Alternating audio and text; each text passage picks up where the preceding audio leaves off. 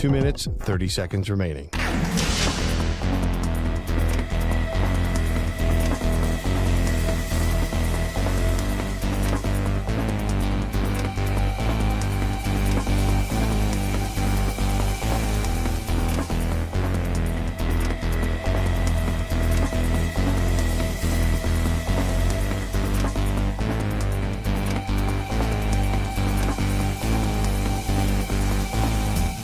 Two minutes remaining.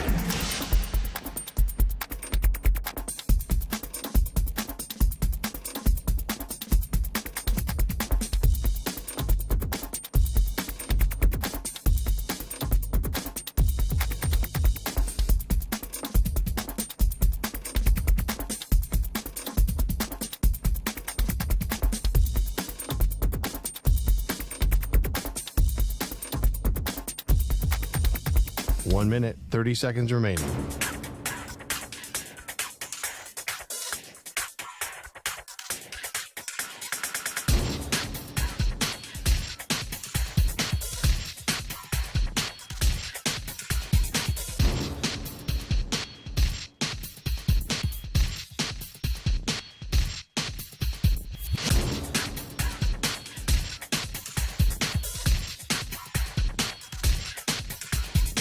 One minute remaining.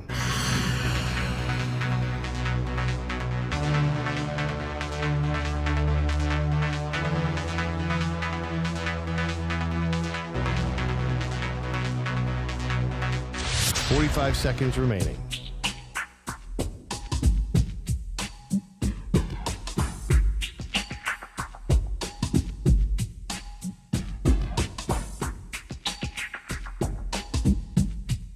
Thirty seconds remaining.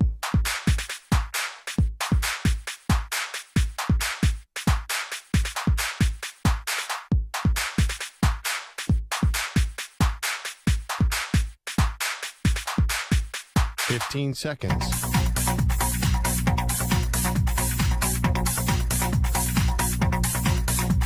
Break ends in 5 seconds.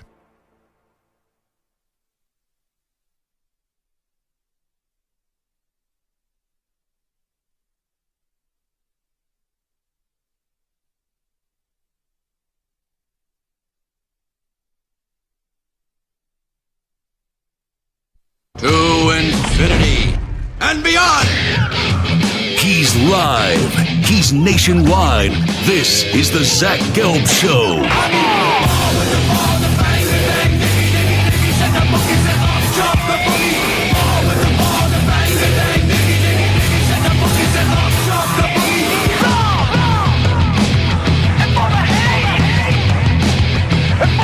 Here's your host, Zach Gelb.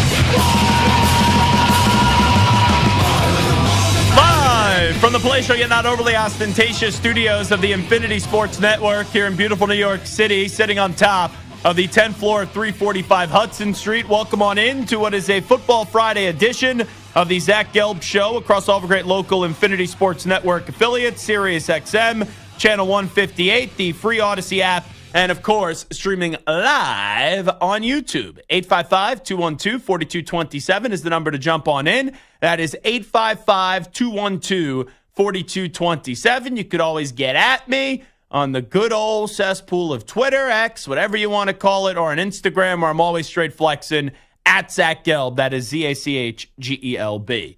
So I was at MetLife Stadium last night. Weird night. Halloween night. You're walking into the stadium, and I am sweating like a pig, if I'm going to be honest. So I wore the Scooby-Doo costume yesterday on the air, and that was a onesie, right? And a hot onesie, too. You know, not just because I was in it. It was just temperature-wise hot as well. And I take the train from Penn Station. You do a transfer, and then you get off at Secaucus. And at Secaucus, you go to MetLife Stadium. So I do the transfer, and I said, okay, it's a night game, even though I'm in the press box, and I was going to go to the Westwood One booth where they keep the windows open, and I didn't know what the temperature was going to be, but I was like, I'll wear jeans and a sweatshirt. It was nearly 80 degrees yesterday here in New York. So I'm walking into the stadium in New York, right? Well, technically New Jersey. And it is almost an 80-degree night. So you knew it was going to be a strange night when it's just that hot in the New York, New Jersey area going into a football game. And this game was so funky, I said to myself, I am not going to bet on the game. Because if I didn't know what the spread was going to be, initially I would just say whatever the numbers that the Texans lay it. Like you figured it'd be like a few points the Texans would be a favorite. But then that line was screaming at you because it was the Jets were a slight favorite. And the Jets had no business on paper being a favorite, but Vegas always finds a way to get it right. So I'm in the stadium. I get into my seat in the press box before going over the Westwood One booth to see Iron Eagle and Mike Mayock, who just did a wonderful job of the game last night. And the first few drives of the game happened. And I'm like, this game is so freaking boring. I go, when I put in or had my bosses put in for the credential request back in August, I thought this was going to be a big-time game, right? The Jets were supposed to be a big-time team in the AFC. The Texans also supposed to be a big-time team in the AFC. So I said, all right, I need a little action in this game. Need a little skin in the game. And I saw that the Texans, obviously, since they were the dog, were like with an odds boost plus 144, 145 in the money line. So I'm like, all right, I'll throw like $25 on the Texans. And at halftime, let me tell you, that game, I didn't even care who was going to win. I was like, let's just run the clock in the second half and get on out of here. Because the Texans were tough to watch, and the New York Jets were even tougher to watch. You had Jets fans last night chanting, sell the team. Understood. Got it. But that is how ugly and how morbid of a picture it was that was being painted on the field at MetLife Stadium.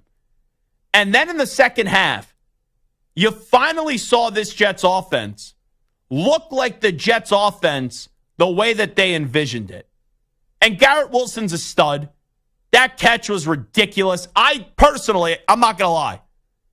When I first saw it, and it was not that far away from my seat in the press box, like I had a good vantage point, I go, oh, he was out of bounds, didn't catch it.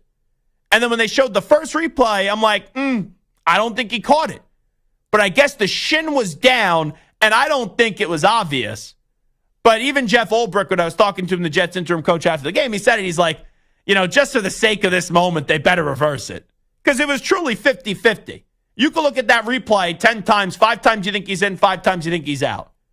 And usually, if it's not conclusive and clear and obvious, they can't overturn it, but they did overturn it. But that moment last night, we talked about the Eagles last week, how in the second half up against the Bengals, that Devontae Smith catch could be the turning point of the season. I'm not saying the Jets are about to go on a run. But if the Jets go on a run, that Garrett Wilson catch is going to be the turning point of the season. And Rodgers was honest after the game last night. He said, yes, even if we lost this game, mathematically we aren't eliminated. But at 2-7, who the heck's going to think that the Jets are going to be capable of making a run? And Devontae Adams came up late, big. Hassan Reddick came up big late. Garrett Wilson was awesome. And Aaron Rodgers looked like vintage Aaron Rodgers. He did look like vintage Aaron Rodgers last night in the second half, and he even admitted after the game his first half was just absolutely horrendous. His first half was as bad could be. Missing throws, getting sacked, not looking mobile whatsoever. So that's a good moment for the Jets last night. In a season that has been associated with just basically being a complete and utter bleep show and a clown show, the Jet fan gets to taste a little bit of a victory last night. But the question is, where do the Jets go from here? And where is your confidence with the New York Jets moving forward? Because the AFC isn't what we thought it was. I'll get into more of this later. I'm out on the Texans reaching the Super Bowl. I'm not a believer that the Steelers can reach the Super Bowl. I only think there's 3 teams in the AFC that can get to the Super Bowl. Kansas City, Baltimore, and Buffalo.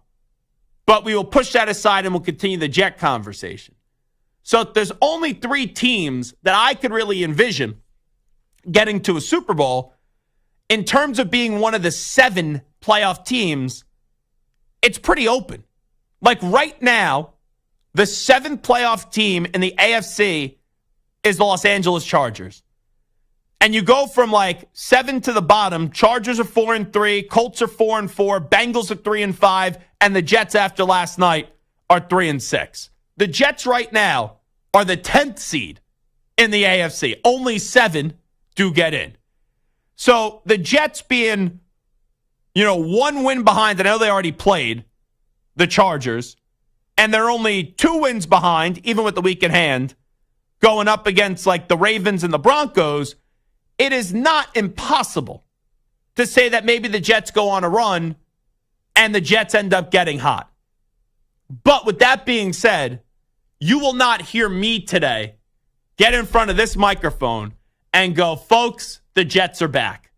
And quite frankly, if you are someone today after 1 win, after losing 5 in a row, if you're saying the Jets are back, I want what you're smoking. All right? The Jets do not deserve the benefit of the doubt. The Jets do not deserve your trust. And I get it. This team has talent. Rodgers, Adams, Wilson, Hall, Reddick, Williams squared, Gardner. There's talent on this team. But we're talking about a team that before last night lost 5 in a row. And they have dug themselves into a deep hole. Now, 2-7, we're right in your obituary. 2-7, we're like, we are gathered here today as we look at the New York Jets, and their season is just a complete and utter disgrace and disaster. Don't even play the final 8 games. Now, the Jets are still in the sports version of hospice, but there was finally a positive report since the Jets entered the sports version of hospice. Now, the outlook of the Jets isn't, we expect a full recovery. Like, you may be cooked in another week or 2. We may be doing a funeral another week or 2. But this is the first time in the last 5 dreadful weeks where if you're a Jet fan, if you squint hard enough, you can maybe see something positive happening. But this is what needs to happen. The Jets right now are 3-6. 3-6. After playing 1 good half up against the Texans, I'm not sitting here and telling you I expect the Jets to be in the playoffs. I do not think the Jets will make the postseason.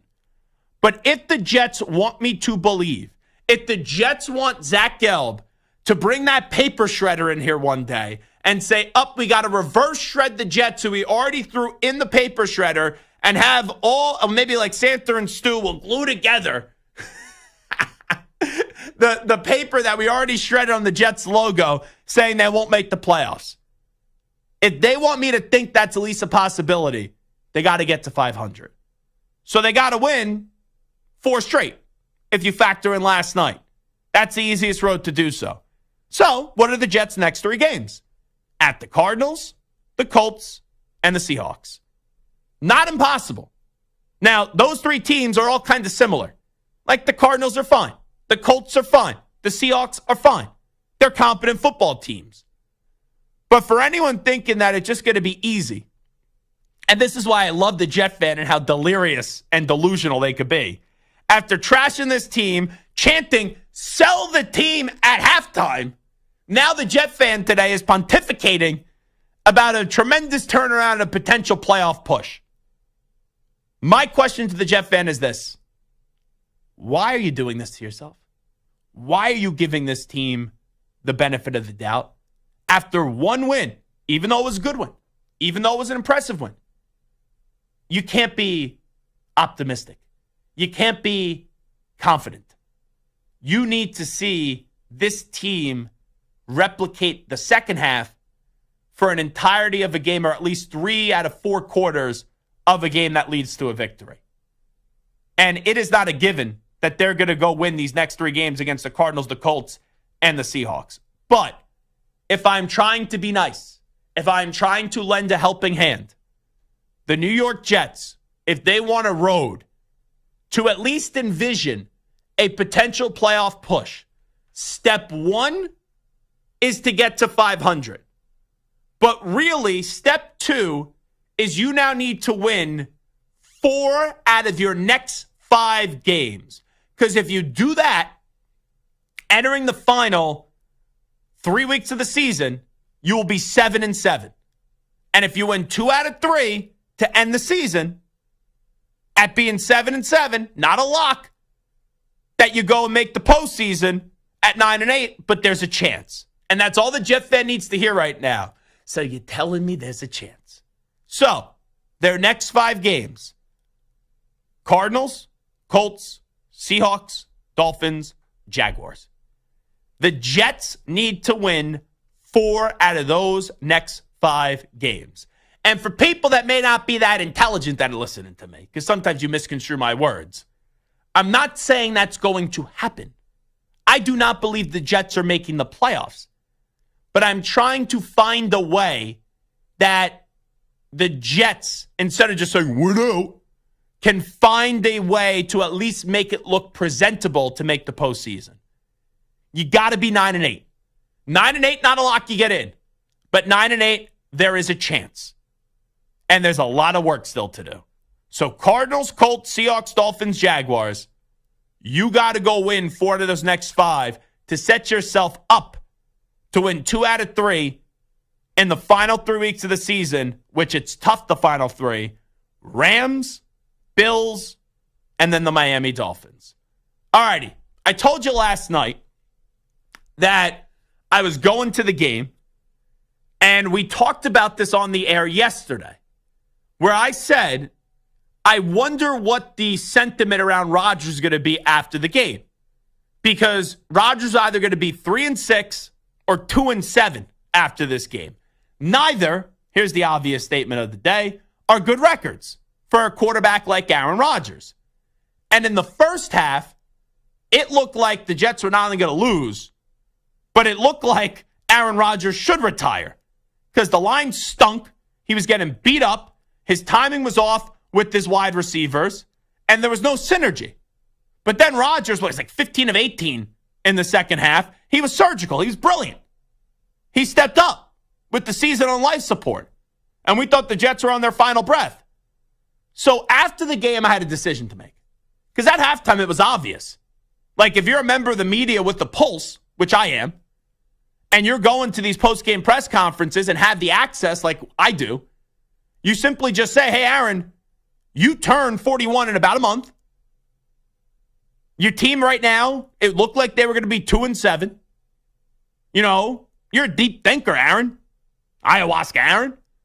Are you at least thinking that these final 8 games, these final 2 months, is the end of your season? You know, end of your career. So that was something I thought about at halftime. Because I thought about it going in, where I said yesterday, if I was Aaron at the end of this year, I would retire because I don't think the Jets will win a Super Bowl with him. But I don't think he will. If I was him, I would. I don't think he will. So after the game, I'm sitting there listening to his post-game press conference. And I'm like, should I ask this? And I'm like, you know what? He's still 3-6. It's still not a lock that they're going to go on some run. You know, he's still going to be 41 with wins or losses coming up in about a month. And there's 2 months left in the season.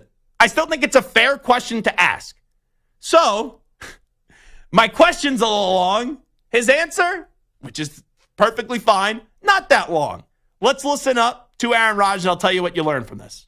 Aaron, quickly, there's only 8 games left in the regular season. With you turning 41 in about a month, has it all just naturally crossed your mind that maybe these are the final 2 months of the regular season of your career for you? No, it hasn't. And that was it. Now, here's what you don't see when you just listen to the audio. He gave a smirk and like a laugh when I asked it. And he thought about it like, how am I could tell. He's thinking about it. How am I going to respond to this? Like, do I go after this guy asking me the question, or do I just give a respectful no? Because if he is thinking about it, which I'm sure he has thought about retirement before, actually, he said it. Remember? I was going into the cave, and I was convinced I was probably done with football. And then I came out of the cave, and after, fighting with the darkness or seeing the darkness, I was like, I got to go to the Jets, So he's thought about this before. But to Aaron's credit, by not saying yes, it's not a distraction. Because I think that answer could have been, if he was honest, a distraction. Now, I'm not saying he was dishonest, because I do believe that Aaron's mentality is that he's going to play next year. So after asking that question last night, seeing how he kind of laughed and then just simply said no and quickly said no, I do believe, regardless of how this season ends, barring just assuming he doesn't get hurt. Because if he gets another big injury again, do you want to go through the recovery and all that? That's different. But let's say the Jets end up, I don't know, finishing the season 7-10, and they don't make the playoffs. If it ends in a negative way, I still think Aaron is going to come back and finish out that last year of the contract with the New York Jets, especially with his buddy Davante Adams now in town, and then finding a little bit of that chemistry again last night, as you saw Davante Adams late in the game had that touchdown catch. So the Jets, I'm not telling you that I believe you're going to the playoffs. But if you want me to take you seriously, if you want me to start to believe that maybe they could go on this magical run in the second half of the season, the final 8 games, you got to find a way to get to 500. You're 3-6. You go win 3 in a row, you get to 6-6, then I'll start to say, okay, we really need to monitor the Jets' playoff chances as a possibility. It is the Zach Gelb Show on the Infinity Sports Network. Do you think the Jets could still make the playoffs? 855-212-4227, 855-212-4227. We'll take a break. When we come on back, 5, and I mean 5 storylines to this upcoming weekend in college football. You're in a 5-minute break.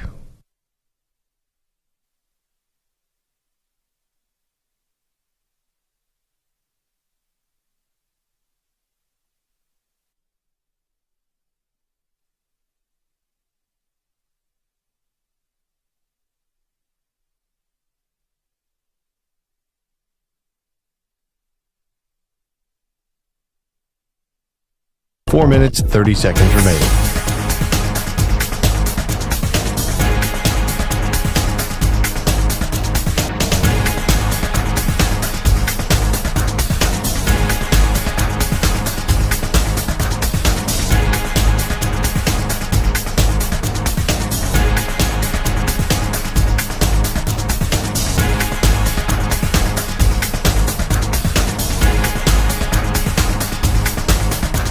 Four minutes remaining.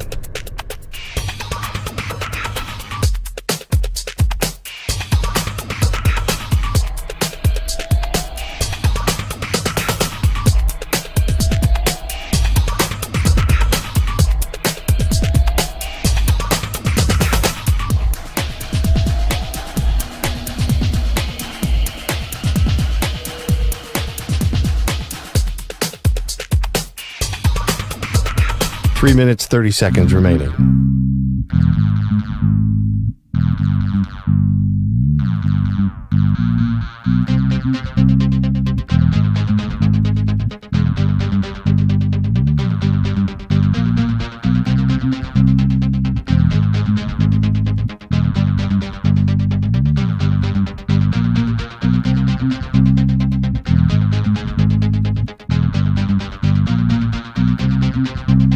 Three minutes remaining.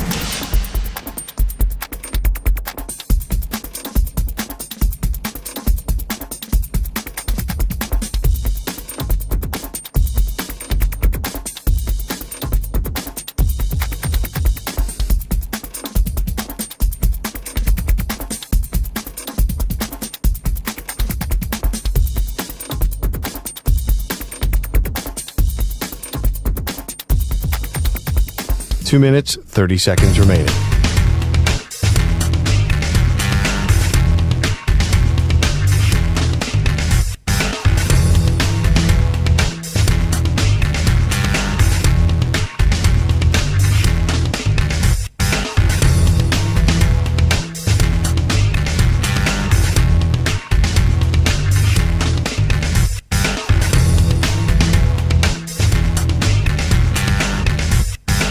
Two minutes remaining.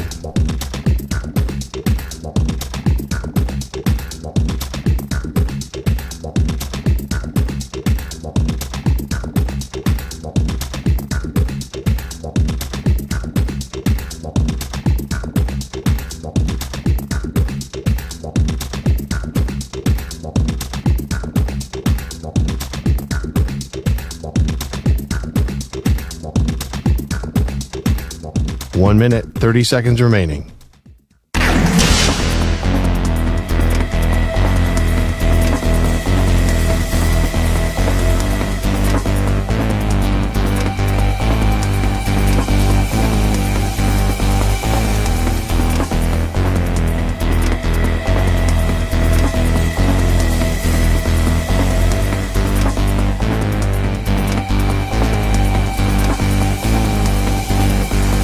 One minute remaining.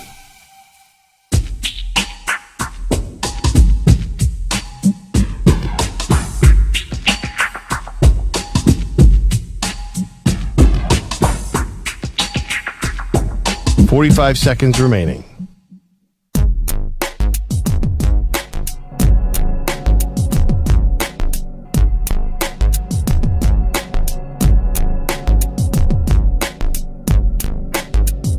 Thirty seconds remaining.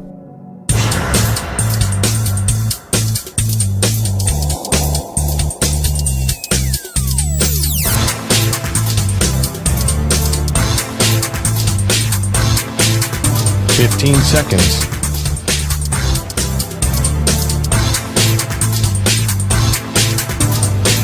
Break ends in 5 seconds.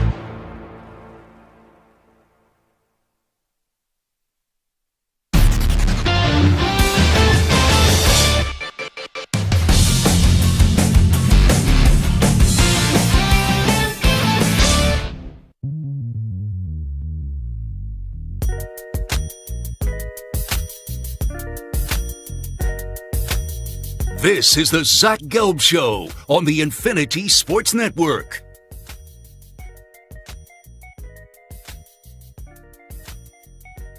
All right, it is the Zach Gelb Show on the Infinity Sports Network. Here are 5 storylines that I'm going to be looking for this weekend in college football. Drew Aller is going to play for Penn State, and you got Will Howard for Ohio State. So Will Howard at Ohio State this year, there was so much hype. They did improve their quarterback room slightly, getting rid of Kyle McCord and going to Will Howard. But it's not as if they brought in, an unbelievable player and a program-changing player. That's why I was advocating when the portal opened up for Ohio State to go make a run and go get Cam Ward. Like, could you imagine with this talent that Ohio State has at the wide receiver position in their backfield if they also had Cam Ward as their quarterback? So Will Howard is good, but in his biggest test of the season up against Oregon, his awareness was absolutely pathetic. And it was putrid. His and Ryan Day.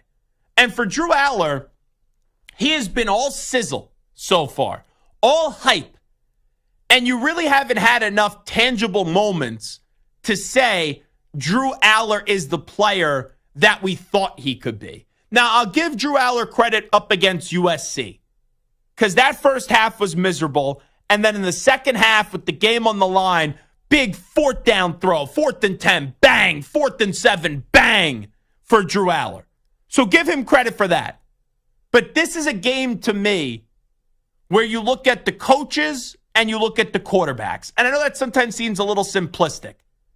And there is a big question on who's going to choke, who's going to fail between Ryan Day and James Franklin. We will get to more of that later. But which quarterback do you trust more? Is it Drew Aller or is it Will Howard? And I think the upside with Drew Aller is higher. I think Ohio State's going to win the game, and I'll get into more of that why later. But I think the quarterback I trust more heading into this one, even with the injury, but he's going to play, and I think he'll be fine. I'm going to trust Drew Aller more over Will Howard. But the quarterbacks are going to be, the coaches are going to be the biggest storyline. The next biggest storyline, the second biggest storyline is going to be the quarterbacks. Because those coaches and the quarterbacks are similar. The coaches, we know they can't win a big game to save their life. Ryan Day lost the last 3 years to Michigan. Ryan Day didn't win the last 3 Big Ten championships. James Franklin wins a lot of games, but he doesn't win the game. So the quarterbacks are going to be the secondary story, but really the coaches are the first and the primary story. But I'm fascinated because there's going to be big plays late in the game. Going to be third down plays, fourth down plays. I think this will be a tight game. And ultimately, which quarterback is going to be the better quarterback? Thought number 2. Manny Diaz, which we all know I am not a fan of Manny Diaz. I have forgiven Manny Diaz a little bit, though, because, he's done a good job with Duke. But Manny Diaz was a mitigated disaster at Miami. Miami, now with Mario Cristobal, is 8-0. Duke has not got a lot of national play. They lost last week by 1 point to SMU, but they've had a solid season this year. They started the year off 5-0, and they've lost 2 out of their last 3 to Georgia Tech and SMU. They beat Florida State sandwich in between. Now, there's no reason for me to pick Miami to lose to Duke, right? There's no reason really that you feel solid and good about, and the spread is also 21 points in favor of Miami. It is a Miami home game. Like, even though Duke is 6-2, why should I anticipate that they're going to be a top 5 ranked Miami team who's 8-0 with the player who could win the Heisman Trophy? And even though Manny Diaz, like, calling this a revenge game seems ridiculous because Manny Diaz, it was his own fault why he stunk at Miami, you could sometimes motivate a team that way. And Miami at times has played some sloppy football this year, even though they're 8-0. You had to have that massive comeback against Cal. Quite frankly, they should have lost up against Virginia Tech. The Louisville game, it was a back-and-forth track meet between Louisville and Miami. So I'm just asking. I'm not saying it's going to happen. I'm just asking. Can Duke this week use the Manny Diaz revenge card and make it out to be like he was some victim at Miami, even though he was the culprit, right? He was the problem. Can they use that emotion to not only make this game closer than what it maybe should be and what people think it will be with Miami being a 21-point favorite, but can Manny Diaz slither his way through and actually find a way to pull off the upset? All righty, next talking point this weekend in college football. You have Georgia and you have Florida. Now, when we all looked at Florida, this was like one of those games where you're like, okay, this is probably going to be it for Billy Napier at Florida. They have a stretch where they play Georgia this week, and then the following week, Texas, and then after that, they have LSU and Ole Miss. When we saw Billy Napier start off the year getting blown out by Miami, and then shortly after that, losing to Texas A&M when they were playing their backup quarterback at the time and Marcel Reed, and both of those games were home, the conversation around Billy Napier was, it's not a matter of if he's going to get fired, it's just when. And we kind of penciled Georgia or Texas after getting blown out in one of those games. But quietly, Billy Napier, I'm not going to say he's done a good job, but he has not lost as many games as we anticipated. They beat Mississippi State. They beat UCF. He should have elected to go for it for 2 points, and they ended up having that come back to cost them when they lost to Tennessee. And then they just beat Kentucky going away 48-20. So now you have Georgia. And a big reason why maybe Florida is, could elect to keep Billy Napier at the end of the season. Long term, I don't think he's going to work out, is because you want to keep the quarterback in DJ Lagway. But when I look at Georgia this year, even though I do believe Oregon and Georgia are the 2 best teams in the country, Georgia has not been as unbeatable as they've been in years past. They barely beat Kentucky by 1 point. I'll stand by it. Stoops shouldn't have punted the ball in that spot. He should have gone for it. And if you're like, oh, that's easy for you to say, well, I told Mark Stoops when he was on the show I didn't like the decision. And we had a little back and forth there. Then Georgia loses to Alabama. And then Georgia, they bounce back a few weeks later, and they beat Texas. I just don't know what Georgia team is going to show up. Like, talent-wise, Georgia should easily win this game. But can this be a moment where Napier has a good showing and people are like, even though they lost and they're 4-4, maybe, just maybe, we run it back once again. Alrighty, I've been very impressed with A&M this year. A&M, after losing to Notre Dame to kick off the season, I did not think we'd be talking about A&M the way that we have, but they have won 7 in a row. And by the way, you want to know something funny? I get a tweet from an A&M fan 2 weeks ago. Oh, it was actually last week. And this A&M fan is going back to some tweet I had initially when I did not like the process, and I still didn't like the process, how A&M allowed their fans to dictate the hire. They wanted to go hire, obviously, Mark Stoops. And then the fans were up in arms like, you can't hire Stoops, even though he had 2 10-win seasons at Kentucky, for crying out loud. Now, I was never anti-Mike Elko. Heck, I have receipts, and I've said this before, where I wanted Mike Elko to be a head coach in 2018. He didn't get a head coaching job until this past offseason. So I had an A&M fan who decided to go back to, I guess, one of my tweets when the whole situation went down, when the fan base acted like a bunch of dopes. And he was like, are you ready to admit that this was a freezing cold take? So I just saw that, and I'm like, whatever, it's not a big deal. And then this guy continued to tweet me. And I have mentioned on this show that I just got a new mattress and I just got a new bed frame. So the guy then was being nice after trolling me, or trying to troll me. And he goes, by the way, how's your new bed? And I go, it's pretty funny, bed's pretty good. And then he goes, your sister wanted me to ask you that. And I'm like, who the heck is this guy? So my sister, I vaguely remember her once telling me that her boss listens to my show. And my sister just said he's from Texas. So I texted my sister last night. And I go, is your boss named Mike? She goes, yeah, how'd you know? I go, I think this son of a bitch is going after me on Twitter. And I say that politely. Don't fire my sister after me calling you a son of a bitch. But this guy, my sister's boss, dragging up old takes of mine about Texas A&M and then trying to rub elbows and be buddy-buddy. So how about that? But I will say, I love what his Aggies are doing. And the question about the Aggies this week is, after last week, that great win when they looked dead, 17-7, and they went to Marcel Reed and they had the great comeback and they won going away up against LSU, will there be a letdown this week as they have to go to South Carolina? And not that South Carolina's any good. They're 4-3. They've had some tough games, though, this year. They dominated Kentucky 31-6. They then lost to LSU in a game that they should have won. They then got blown out by Ole Miss. I get it. Then they just lost to Alabama by 2, and they just smashed, and Oklahoma stinks. But they smashed Oklahoma this year 35-9. So I'm curious, after the big emotional victory, is there a little letdown this week potentially brewing for A&M? And then finally, it's not my favorite team in college football this year, but it's a team that I've thoroughly enjoyed. And maybe it's just because of how boisterous their coach is in Pat Narduzzi. And I love a coach that wins and then just basically drags the team and then rubs it in your face.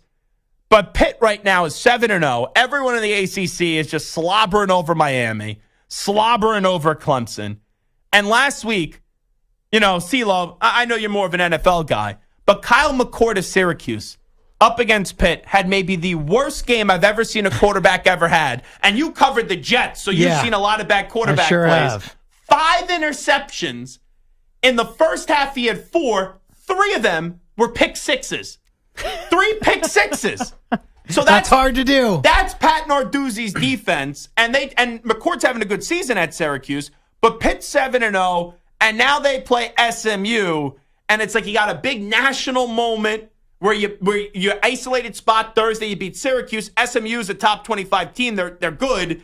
And it's like, okay, let's see what's going to happen when Pitt goes to SMU. So I'm just curious if Pitt can stay undefeated. But how about that? Last week, 3 pick sixes. Usually you don't get to finish that game to get to throw a third pick six. Right? Yeah. And they never pulled the quarterback McCord. But, if we got 3 pick sixes in 3 weeks, for a defense, I'd be like, it's pretty good defense. For the defense, yeah, that's great. 3 in a game, in a half, not even a game, a half. Probably I've never not, seen anything like that. Yeah, that's a once in a lifetime situation right there. They're very jet-like, even the Jets. Oh, yeah. Yeah, I mean, they've had plenty of interceptions thrown by many quarterbacks over the years, but 3 pick sixes in one game, I don't know that they've ever done that. Yeah, so the Jets last night, good victory, right? Second half, yeah. Yeah, good second half.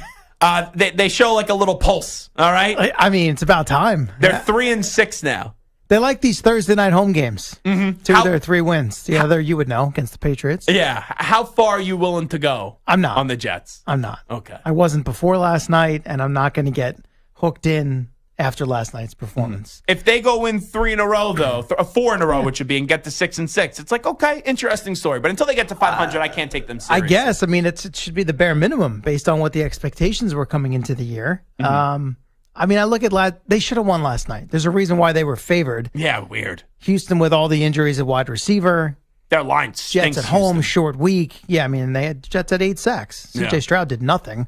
And thankfully, the Jet offense awoke a bit in the second half. So, see what happens now. Now, you covering New York football as much as you do. What's the better catch, Odell or Garrett Wilson? And just so people know, Garrett Wilson was basically Air Jordan in the end zone last night. Yeah. I still don't know if it was actually a catch, but they called it incomplete. Then they said it's a touchdown. Odell clearly caught his. Garrett Wilson's is in a win. Odell Beckham Jr.'s was in a loss. Yeah, I mean, I'm going to isolate the catches themselves rather than the game result. I think I'd still give the edge to Beckham from the standpoint of, at the time, we hadn't really ever seen anything like that. And like a pioneer. And after that, that became a thing that a lot of guys started to work on. You'd see it a lot in pregame warmups. Beckham himself, literally practicing the one-handed grabs in the end zone. And we've seen some guys do it now since that viral moment occurred, whatever that was. Was that 2013? I think it was 2013 or 2014. It's got to be. Something like that. It's basically 10 years ago. I interviewed Beckham after the catch like a year later. And I was still, I want to say I was still in early college. Oh, it couldn't have been 13 because he was in the 14 draft. So yeah. I was his rookie year, though, wasn't it? 2014 or 15, I think. He's in the 14 draft. 2014. Wasn't that? I'm pretty sure that was from his rookie year. Yeah. That's 10 years. Yeah. I think the Beckham catch is better. Yeah, I mean, Garrett Wilson took the high road last night. And also, it was a clear and obvious catch. Yes, this one was Garrett Wilson, debatable. At first, I didn't think it was with the naked eye. Then the first replay, I did it. And then I go, okay, if you tell me like part of the calf gets down, yeah, sure. I learned something new about the NFL over the course of the last week or so. 2 of the same feet doesn't count. Oh, yeah. But 1 foot and then Isn't that a bizarre? shin on the same leg counts. You see something happen once. Like, I've never even thought about that. Like, Pickens on Monday night, he taps the toe twice on 1 foot. And then you see it happen again, but then this time the guy just got his shin down. Yeah. Once the one thing happens is like the floodgates open. It's like, now we'll start seeing guys do like a double tap. And I'm sure in 3 years, if you get the same foot down twice, it will count as 2 feet getting down for a catch. Right. So, all righty, we'll take a break. It is Zach Gelb Show on the Infinity Sports Network. We'll do a little young QB confidence meter when we come on back. Update time first. Here he is, Crystal Presti. Infinity Sports Network. Sports Flash. And Zach, it's sponsored by Mint Mobile. Switch and get half off unlimited premium wireless at mintmobile.com/score. Injury report look ahead for the Week 9 NFL Sunday. Ravens quarterback Lamar Jackson, who missed practice the last 2 days, says he was just resting his body, trying to keep it fresh. He is good to go for Baltimore's home game against the Broncos. Rams wideout Puka Nacua seems to have avoided a serious knee injury suffered during Thursday's practice. He's not working today, though, and he will be questionable for Sunday at Seattle. T. Higgins, Zach Moss, and Orlando Brown Jr. all doubtful for the Bengals ahead of this weekend's game against the Raiders. Jordan Love questionable for the Packers Sunday against the Lions. He continues to be limited by a groin injury. And Saints QB Derek Carr off the injury report for New Orleans. He will return Sunday against the Panthers. NBA Sixers star duo Joel Embiid and Paul George to miss their 5th straight game to open the season. Left knee injuries for both. Philly hosting Memphis tomorrow night, though both players took part in full practice earlier today. Pelicans guard C.J. McCollum out 2 to 3 weeks with a right adductor strain, and New Orleans forward Herb Jones to miss 2 to 4 weeks with a right shoulder strain as well as a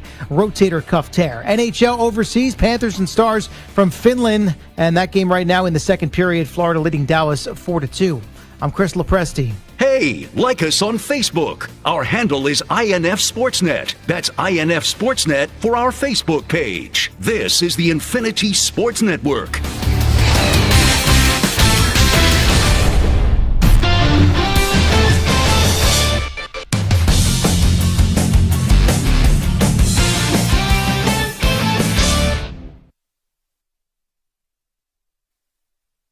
You're in a 5-minute break.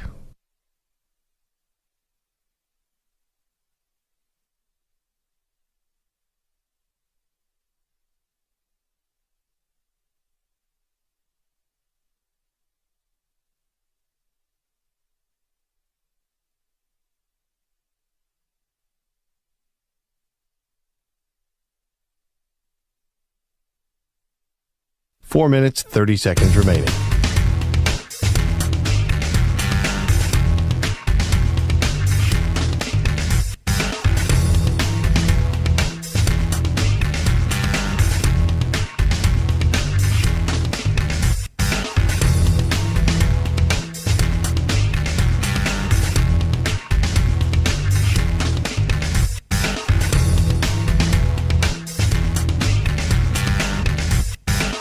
Four minutes remaining.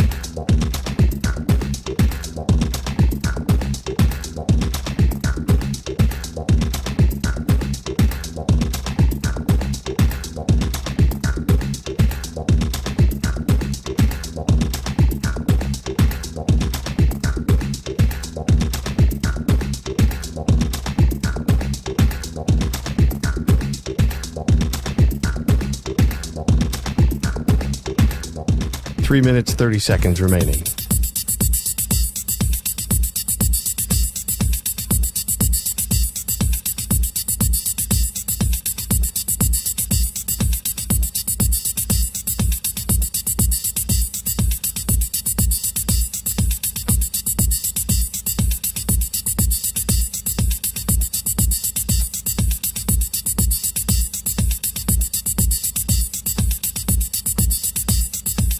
Three minutes remaining.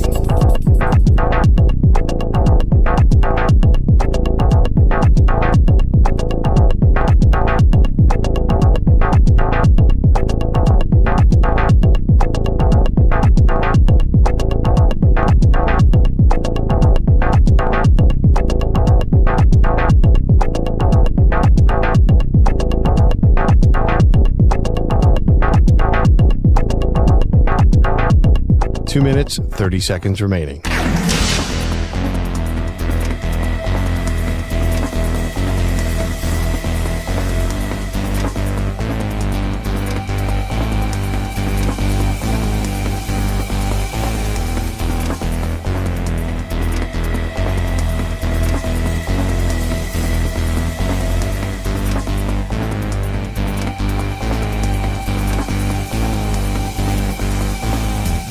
Two minutes remaining.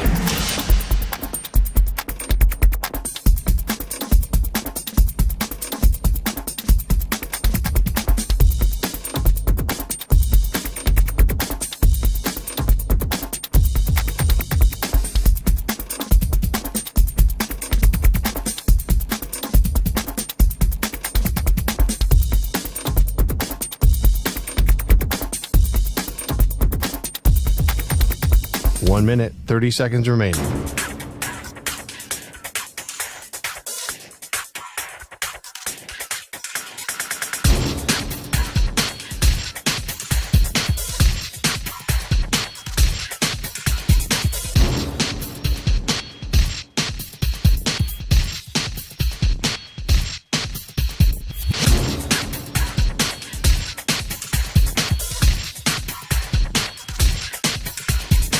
One minute remaining.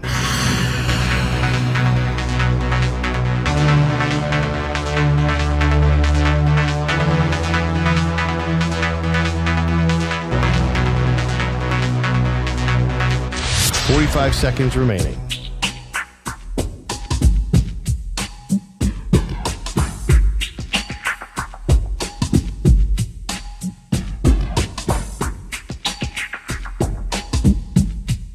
Thirty seconds remaining.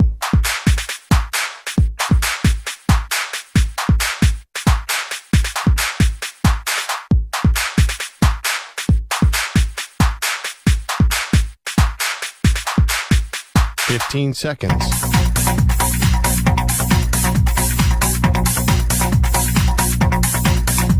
Break ends in 5 seconds.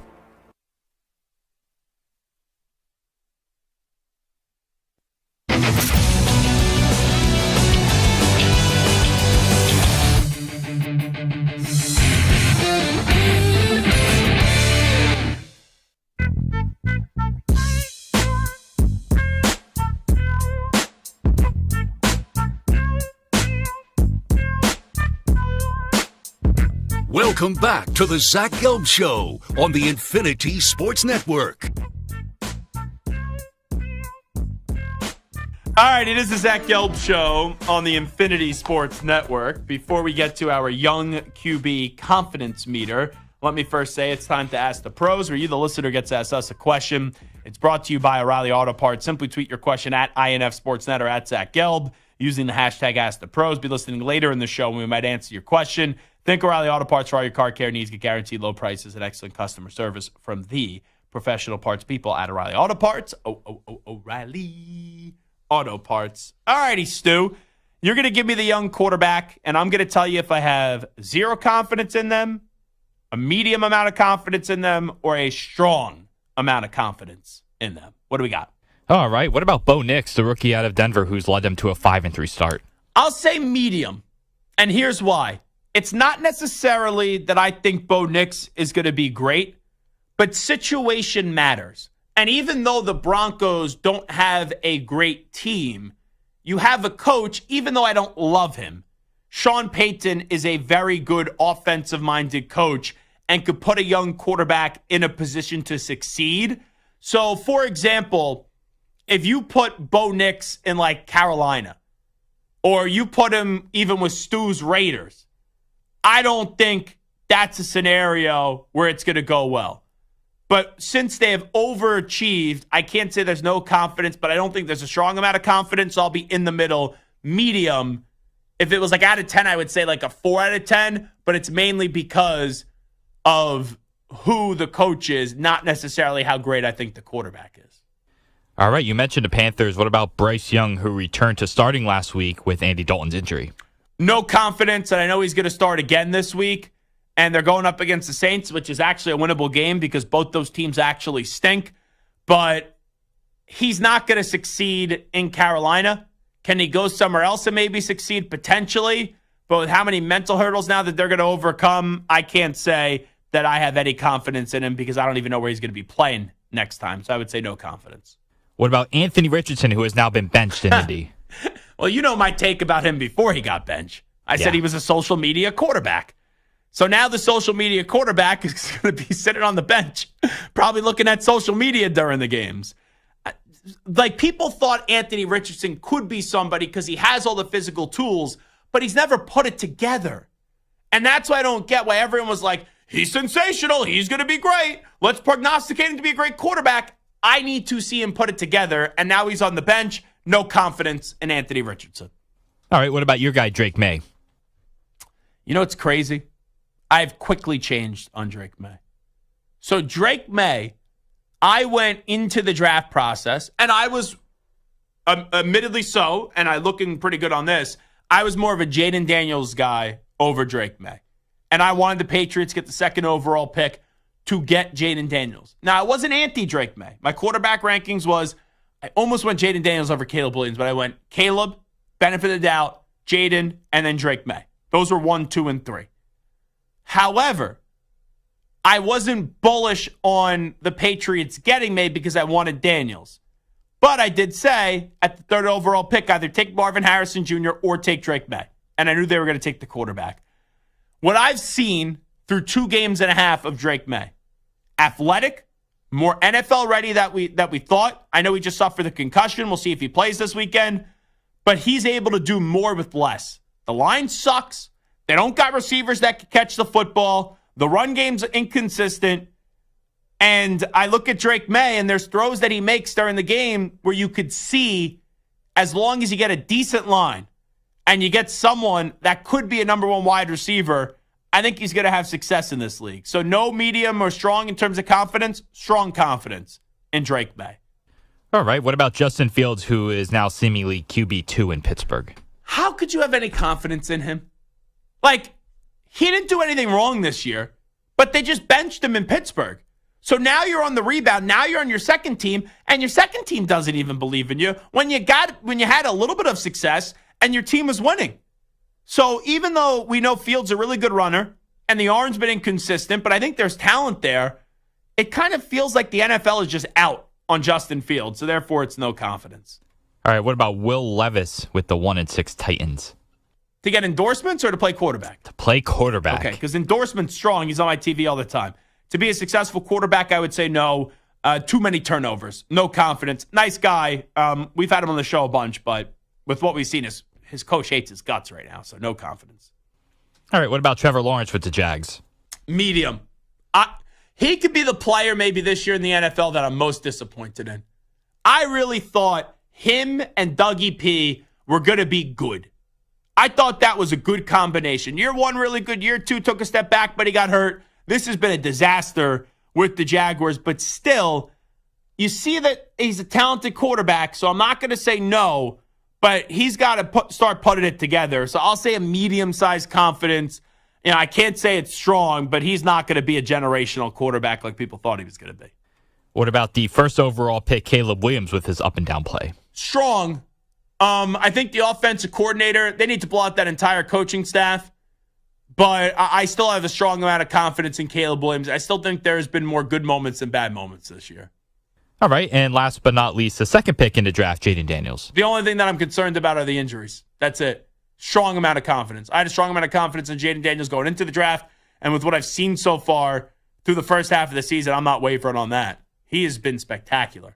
Offensive Rookie of the Year right now, and someone that's already taken a step into the MVP conversation. All right, this is Zach Gelb Show on the Infinity Sports Network. Good hour number one, talking some Jets, talking some college football storylines for this week, and then doing a little young confidence QB meter right there. It is the Zach Gelb Show. When we come on back, huge matchup this week in Week 9 of the National Football League season. You got the Packers. You got the Lions. When we are handicapping the NFC, are these two teams in the NFC North the two best teams in the NFC? I'll give you my answer on that on the other side. Still to come, we'll do some Penn State, Ohio State talk in 25 minutes from now. We'll also have to get into the second hour of the show, a little onside, offside as well. We got 2 more hours to play. We get things going when we come on back in 5 minutes right here on the Zach Gelb Show on the Infinity Sports Network.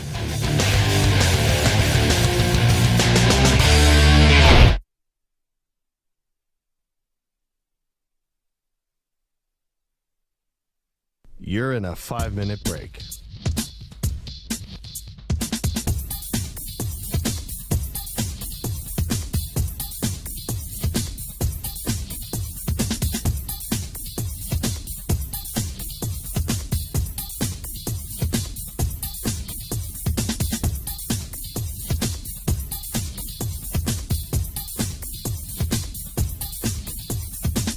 Four minutes, 30 seconds remaining.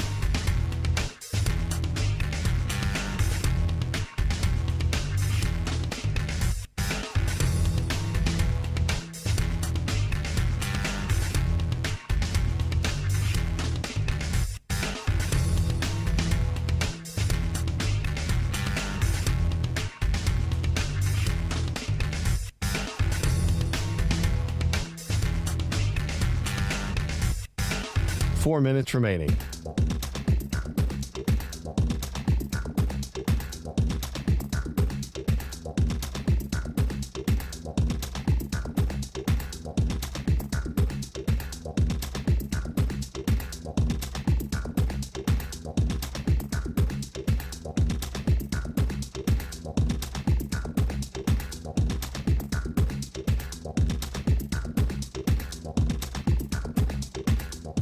Three minutes, 30 seconds remaining.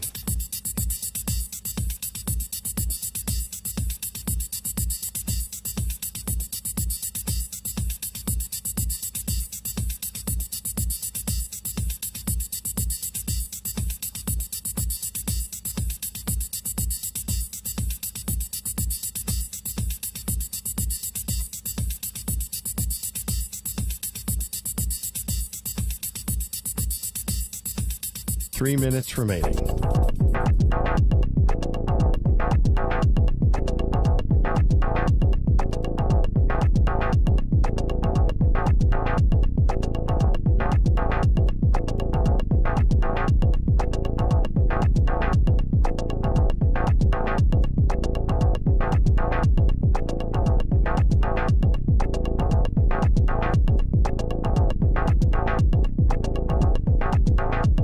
Two minutes, 30 seconds remaining.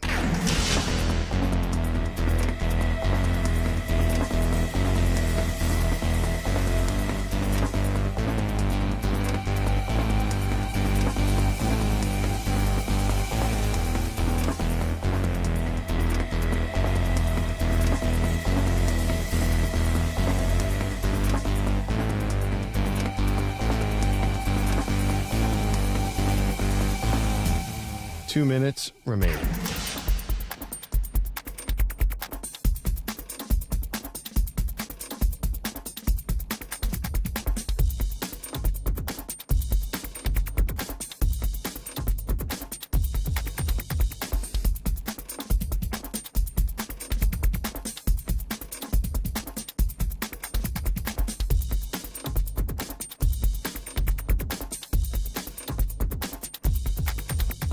One minute, 30 seconds remaining.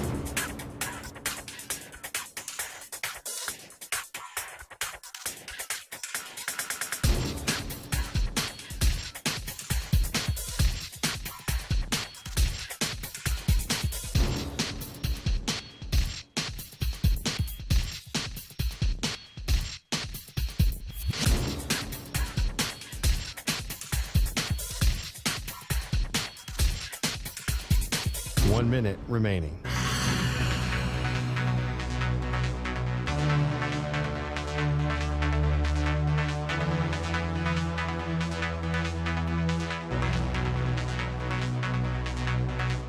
Forty-five seconds remaining.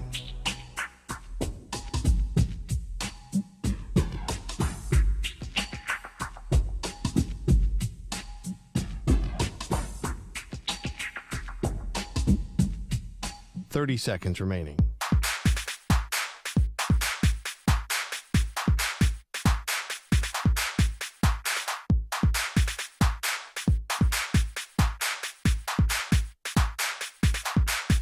Fifteen seconds.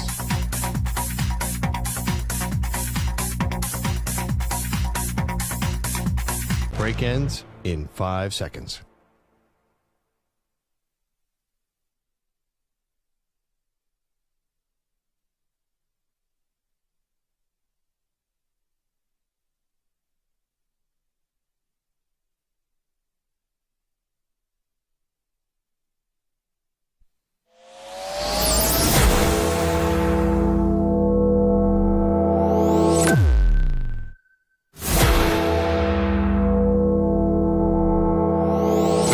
Infinity and beyond. He's live. He's nationwide. This is the Zach Gelb Show. All right, it is the Zach Gelb Show on the Infinity Sports Network, hour number 2 of our radio program. So when I look at the NFL schedule this weekend, the game that jumps out to me the most is obviously a classic NFC North showdown between the Detroit Lions and the Go Pack Go with the Green Bay Packers. 4:25 p.m. Eastern Time on Fox. You know, your 4 o'clock window this weekend, Jags at the Eagles, Bears at the Cardinals, Lions at the Packers, Rams at the Seahawks. That Lions-Packers game, I think, is going to be really damn fun. Now, full disclosure, I do think the Lions are going to beat the Packers. The Packers a few weeks ago had a big win at home up against the Texans. You know, they bottled up C.J. Stroud. They held him to under 100 passing yards in the game. I just can't fade or can't pick against the Detroit Lions right now. You know, I was thinking about this before the show started today. Like, if you said gun to your head, Stu, and I'll have you answer this question. One team, just one team, to win the Super Bowl this year. AFC, NFC, doesn't matter. What's the first team that comes to mind to win the Super Bowl this year? Chiefs. Right? Yes. Most people would say Kansas City. But when you look at Kansas City compared to Detroit, with what you've seen so far, even though the Lions have lost the game and Kansas City hasn't, shouldn't we be more confident in the Lions than the Chiefs? And I get it. People are going to be like, yeah, but it's Detroit. Like, hey, they had a great season last year. They got to an NFC title game. They were kicking the snot out of the 49ers, but they lost that game. And I always get when you have a team like the Detroit Lions, which the franchise has been such an embarrassment, even with some of the all-time great players that they've had. However, this time right now in Detroit, they're rocking, they're rolling right now. So when I look at the Lions, in terms of what I've seen this year with my 2 eyes, the Lions look like a better team than Kansas City. Kansas City's offense has been more bad than good. Kansas City's defense has been sensational. And the Lions have lost Aiden Hutchinson, which is an enormous loss. But their offense is just so much better right now, whether it's Jahmyr Gibbs or St. Brown or Laporta or Montgomery. They've just been firing all cylinders, led by Jared Goff. So when I thought about that today, I go, yeah, on Take 5 Wednesday, of course, I have the Kansas City Chiefs as the number one team in the league. But in terms of just thinking who's going to get to the Super Bowl, I am so much more confident right now that the Lions are the team that I have the most confidence in right now to get to the Super Bowl. And part of that is hey, you look at the NFC, Eagles just started to get back on track. Niners, they haven't been good this year, but they got a win last week up against the Cowboys. There's no one in the NFC South that's going to the Super Bowl. I just look around with the Lions offense and also the way that Dan Campbell is just taking no prisoners and kicking everybody's ass. I kind of feel like the Lions are going to be in the Super Bowl this year. And if you put Lions up against Chiefs, am I going to pick against Kansas City in a big game? Yeah, it's definitely a great question. But right now, I just feel like I have Stu, it's almost like I have a dangerous amount of confidence right now in the Detroit Lions, where I just feel like, even though it's the first day of November, with what I've seen through the first half of the season, and sometimes you don't want to peak in the first half of the season because it's tough to do this the entire way, the Lions are the team, when you look at all the teams with the high expectations this year, the Lions are one of those teams out of all the teams in the NFL that have had the highest expectations and have also appeared to look like where those expectations should be. Like the Chiefs, we know what their goal is. It's to go three-peat. It's go win Super Bowl. And quite frankly, no one should freak out about Kansas City in the regular season because a lot of us freaked out about Kansas City last year in the regular season. Oh, they're vulnerable. They're able to get got. And they didn't really play any great games offensively in the postseason. And it was still better than everybody else. So I'm not saying I'm panicking on Kansas City. Kansas City still hasn't lost yet. So it's I know what I'm saying. It sounds stupid, right? Hey, out of all the teams that have high expectations, which team has looked the best? Well, how don't you say Kansas City, Zach? Because we still haven't seen, and this is how great the Chiefs are, we still haven't seen Patrick Mahomes play a great game this year, and they're still undefeated.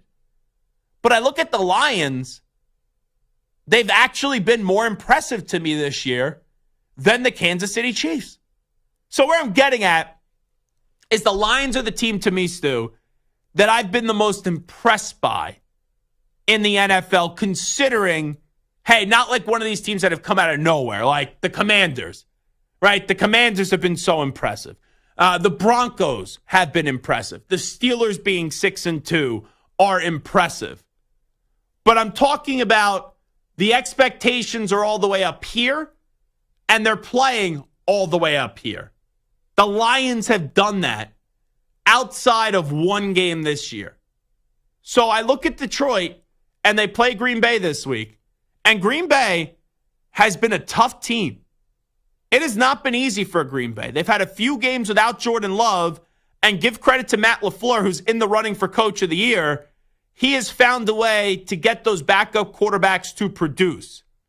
But I just think the offensive firepower on Detroit, even though you got Love, and I'd rather have Love over Goff, right? You have Josh Jacobs. He's really damn good with Green Bay. But I think the collective unit for the Lions on offense, even with how impressive LaFleur is and Love is, and their wide receivers, no one's great, but they're good. It's a really good unit. I just think the Lions right now, if this is going to be a game that it's a high-octane offensive type of the game, and this is how the Lions are going to win these games, let's get into shootouts. Let's get into battles. Even last week, it wasn't like they got off to an incredible start up against Tennessee, and I know it's Tennessee, they stink, but they boat raced them, right? They just destroyed them. So if you're going to try to go blow for blow with the Lions in terms of we're going to outscore you, even though Goff is not this sensational quarterback, he's not a Hall of Fame quarterback, he's not an elite quarterback in this league, he's not a great quarterback in this league. He's good. He's very good. But the Lions, to me, Stu, are that team that I'm just like, if you want to try to get into a punch-for-punch type of fight, I just think they have more ammunition.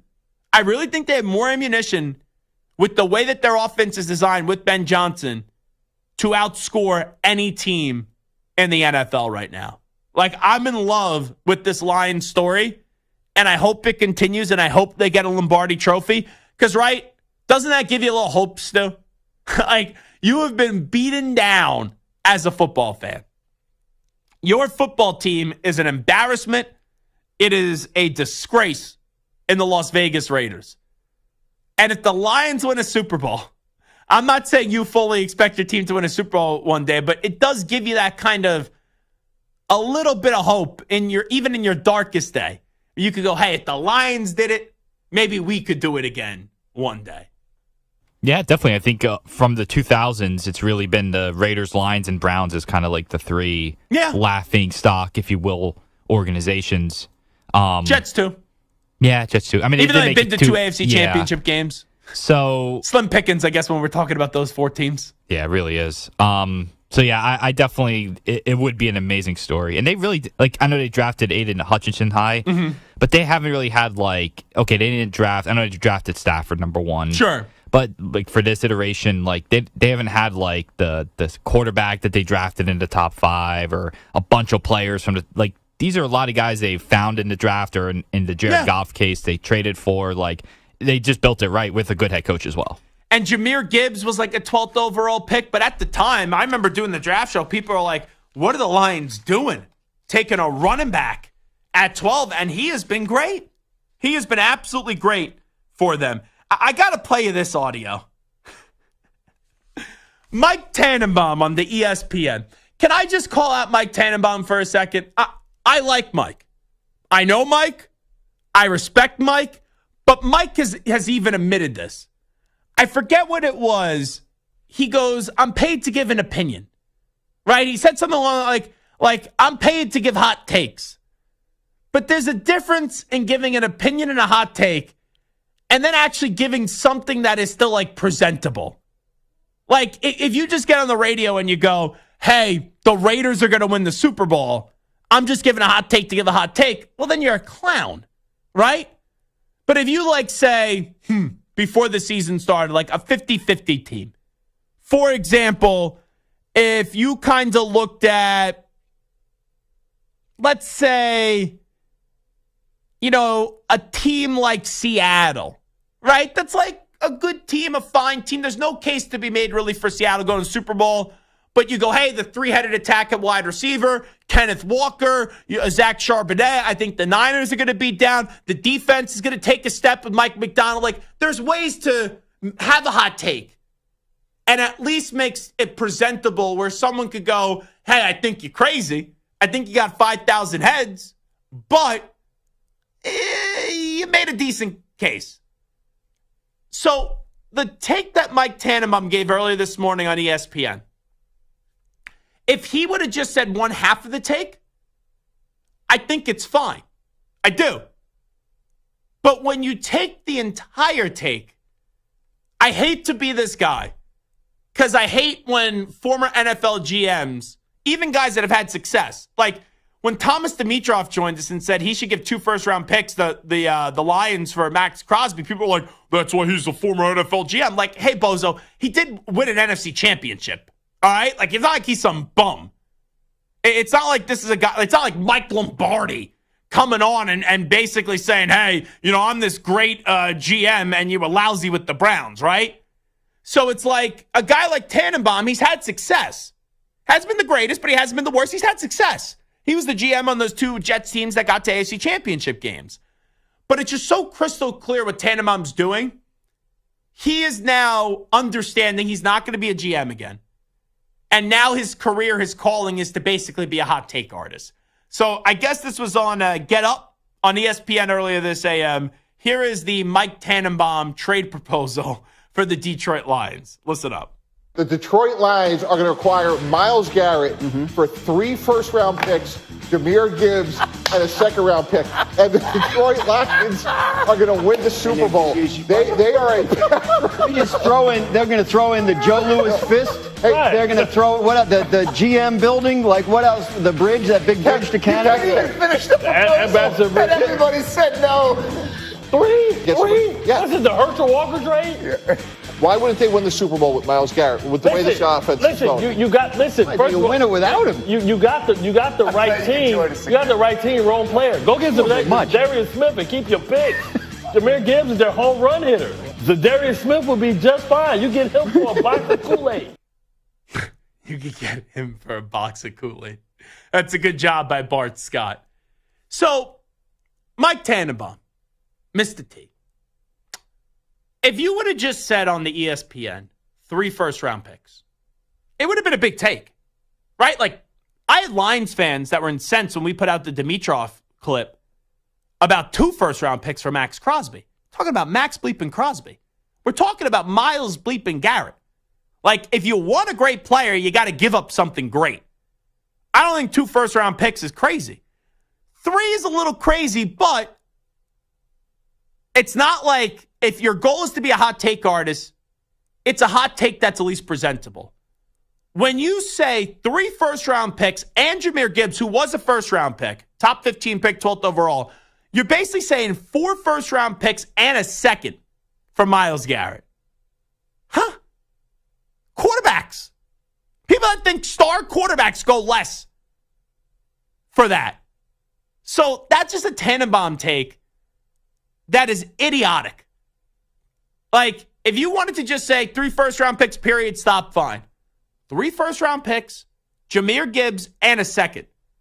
Mike Tannenbaum. Hate to say it. That's why you're a former NFL GM. That's why you're a former NFL GM. So, Stu, do a little exercise here. Oh, yeah. Top 5 teams in the NFC right now. I'll give one, then you give one. Okay. Ready?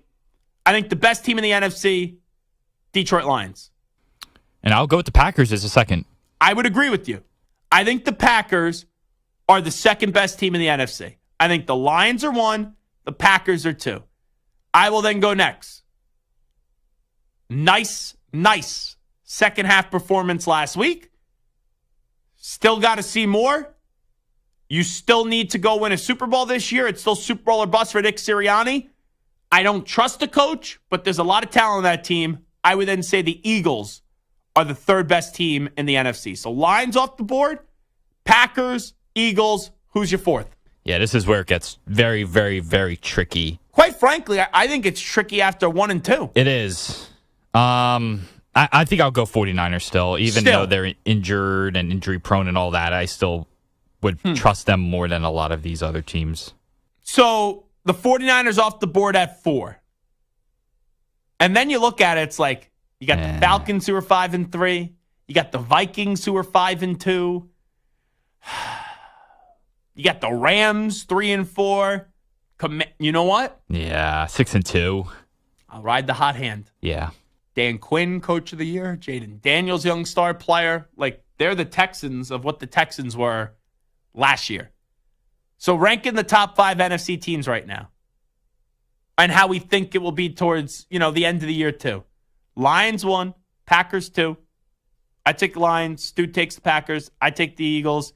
Then in at 4, Stu goes to 49ers. Then I go with the Commanders in at 5. Would you have gone 49ers 4 or someone else? Would you have gone Commanders? Yeah. Okay. I would have. I still think you look at the NFC right now, Lions, Packers 1-2. I think that's pretty clear. For that 3rd spot, I do think both could eventually get in the playoffs. Don't get me wrong, the Eagles and the 49ers. But I do think one of them will get back in our good graces looking like a Super Bowl contender, and the other one will be good, like maybe a team you don't want to play come postseason time, but I don't know if it's a way you're going to be shaking in your boots about them like you've been in previous years. One of those teams, and they've fallen off, I know 5-2 and 4-4, but I do think one of those teams heading into the postseason, you will see an entire season where it's been like, don't really love it. All right, it is Zach Gelb Show on the Infinity Sports Network. We'll take a break. We'll come on back. Who has more pressure on them this weekend? Is it James Franklin or is it Ryan Day? But first, sports fans, listen up. 1 in 8 men will be diagnosed with prostate cancer, and bladder leaks could be a side effect. That's why Depend is teaming up with the Prostate Cancer Foundation to encourage screening, because health is a long game and it's yours to win. Now, here's the cool part. Through November, Depend is contributing up to $300,000 to prostate cancer research by donating 40 cents for every purchase of Shield guards and Real Fit products. Void in Mississippi. Learn more at Depend.com.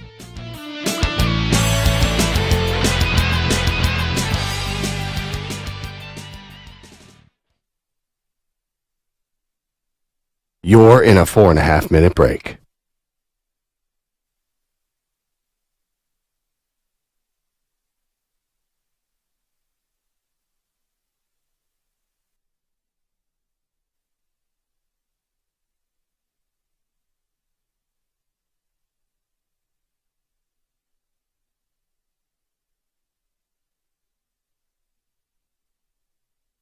Four minutes remaining.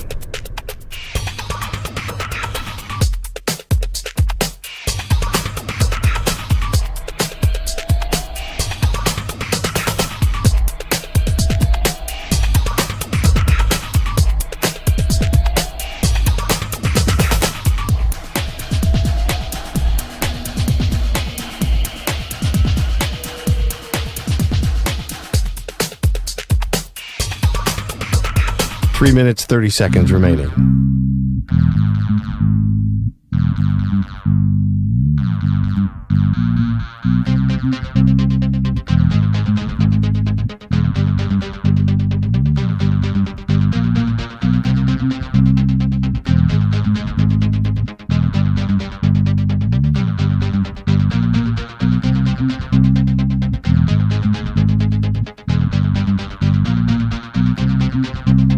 Three minutes remaining.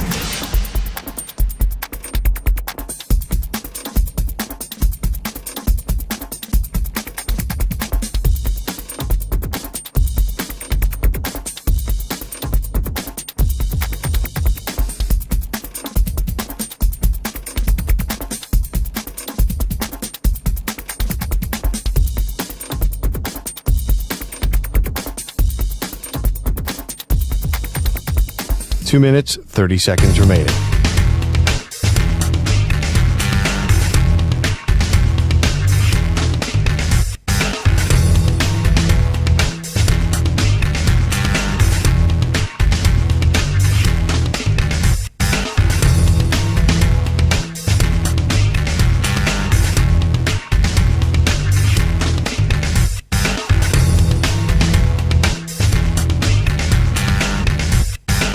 Two minutes remaining.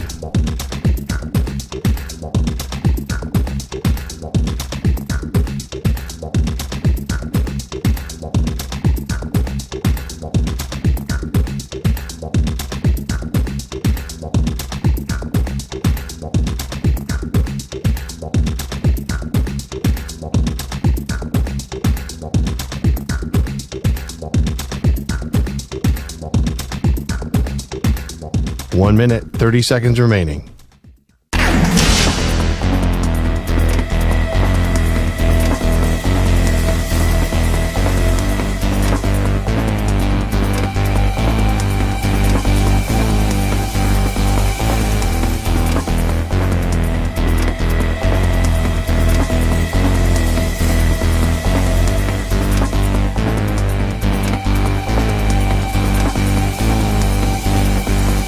One minute remaining.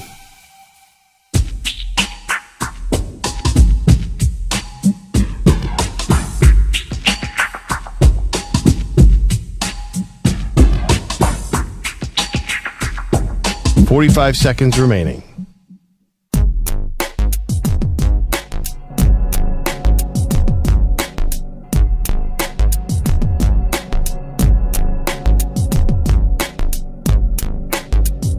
Thirty seconds remaining.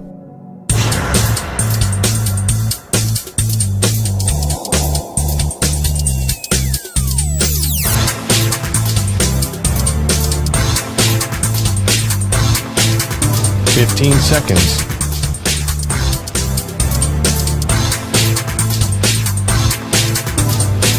Break ends in 5 seconds.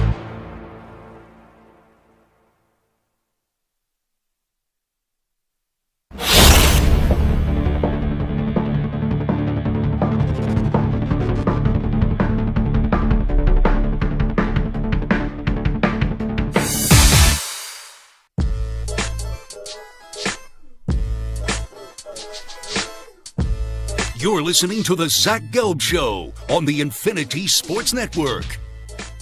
All right, it is the Zach Gelb Show on the Infinity Sports Network. Stu, I'm in a little bit of a predicament here, and I need your help because you're a very nice guy, and you usually know how to sometimes, I don't want to say deceive people, but, try to make people think what they want you to do, you'll actually do, if you get what I'm saying. So I told you I'm going to the Rangers game tonight with Carlos with the K. Yes. So I was supposed to go with my dad. My dad has to go to a Halloween party tonight with my mom. So he's like, I can't get out of it. He goes, she's making me go. I go, okay, no worries. So I hit up Carlos with a K. I know he's becoming a big Rangers fan. I'm like, oh, you want to go to the game? So going to the game tonight. And then Carlos told me, I don't think I'm going to be able to find coverage. So, we're not that far from Madison Square Garden. So he'll just make sure he gets back in time. I guess he found that coverage. So he found someone to fill in for him tonight. Okay. So he texted me. I don't think that's a bad move, me saying that on the air, right? Like, he got someone to cover his shift, right? No. He's entitled to do that. It takes a day, whatever. We have days off, yeah. So he goes, not working tonight. Let's meet around MSG. We're drinking. Now, he sets the expectation he does. We're drinking. Now, I usually like to have a good time, but as I've gotten older, I sound like Joel Embiid here. Think about what I've done for this effing city, but I am not a back-to-back drinking guy anymore unless if I have to. Like, hey, Michael Jordan could still find the fountain of youth when I needed to at my friend's wedding, rehearsal dinner, trash, wedding night, trash. But it's like on a regular Friday night, and I have plans tomorrow where I know I'm going to be going out. I don't want to get like sloshed tonight and have to drink like all this beer because then like tomorrow I got to get up early, got to do the show at the Fan. Then I want to come back. I want to get a workout in before Penn State, Ohio State. So I don't want to like sound weak and soft here when texting Carlos, but he texted me. He goes, not working tonight. Let's meet around MSG. We drinking. I go, oh, cool. Who covered you? He goes, Alex's arms. A good job out of his arms. Stock is rising. And I go, nice. And then he went for it again. Carlos with the K. All capital letters. Yeah, he wants. Beer night. And then he goes, ask Rodgers if he wants to come through and do some shrooms. Oh, boy. So I wrote, okay, like not committing to anything that he just said. Okay, I'll try to get there by 6:15. I'll leave the office at 5:55. He goes, no rush. I had you waiting last time we went to a game, LOL. So, like, I'll have a beer tonight. But if he's expecting me to have multiple beers, and Carlos is going to do, I got the first one, you got the second one, and, like, I think I'm going to rush first. I got the first drink. Okay. And then if he goes, oh, do you want another? Right, because then it's his money. I am going to be like, good. No, I'm good. Yeah. I got a lot to do tomorrow. That's the right play. But, like, I'm kind of in this mood where it's like. You have an out. You have a show in the morning. I know, but, like. Zach, you have a show in the morning. Yeah, I do have an excuse. That's all you have to say. I just, like, drinking 6 beers at a hockey game, right? I just don't want to do it. Because then tomorrow I'm going to feel like, like I got a 50-pound weight on my back. I just don't need to do it. I just don't have the desire. Like, if 22-year-old Zach, let's go. We're having 50 tall boys at the game. Old Zach now, old man Zach, I'm just like, I'll have one. For a regular season hockey game, it's not like I'm in a suite. If it's sweet, yeah, okay, free booze, I'm getting slosh. It's not appealing to me. I'm regretting. I'm regretting inviting Carlos with the K now. Because I know Carlos is convincing, man. Carlos is fun, man. I had some good nights out in the past with Carlos with K. Good dude. Hardworking guy. But with Carlos, there's no middle ground. It's either 0 or 100. And he's always at 100. And, like, I feel like I'm going to be in the armies to be like, come on, make sure you drink this beer. Let's go. And I just hope it doesn't turn into one of those situations tonight. That's all. So, you know what I'm hoping by bringing this up in the air? That Carlos is listening right now. And then, like, he at least knows, hey, you know, Zach's not all the way up here. Like, he's all the way up here. Like, hey, be my guest. If Carlos with a K, you want to be puking your guts at Madison Square Garden, be my guest. I'm just not going to be all the way up there with you tonight. All righty, when we get to this game, talking about puking out your guts, Ryan Day or James Franklin. In a big spot, they usually puke out the guts. Just absolutely disgusting. So, I know a lot of times in this business, like there will be radio hosts that will be like, oh, this was said on the other network. And they don't ever mention who said what on the other network. Because like there's this bizarre thing that like we all have to be enemies and like you can't mention other networks. Like I never got the point of that. I feel like we should just be honest. I saw a take this morning from someone who I know and someone who I respect. But it's a dumb take. Like a really dumb take. So Chris Carlin, who used to work in this building, Chris Carlin, who now works for the ESPN, I think his show's from 12 to 3 on ESPN radio. He said today that there is more pressure on James Franklin in this game because if Penn State loses, there's no chance they make the playoffs. Now, big fella Chris Carlin, I know you know college football.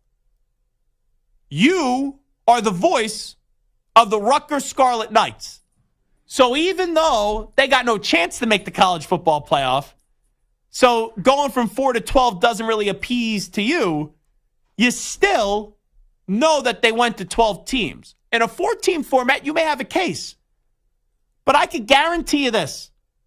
If Penn State loses this game to Ohio State, and that's the only loss that they suffer this season, a one-loss Penn State team will absolutely, positively make the college football playoff.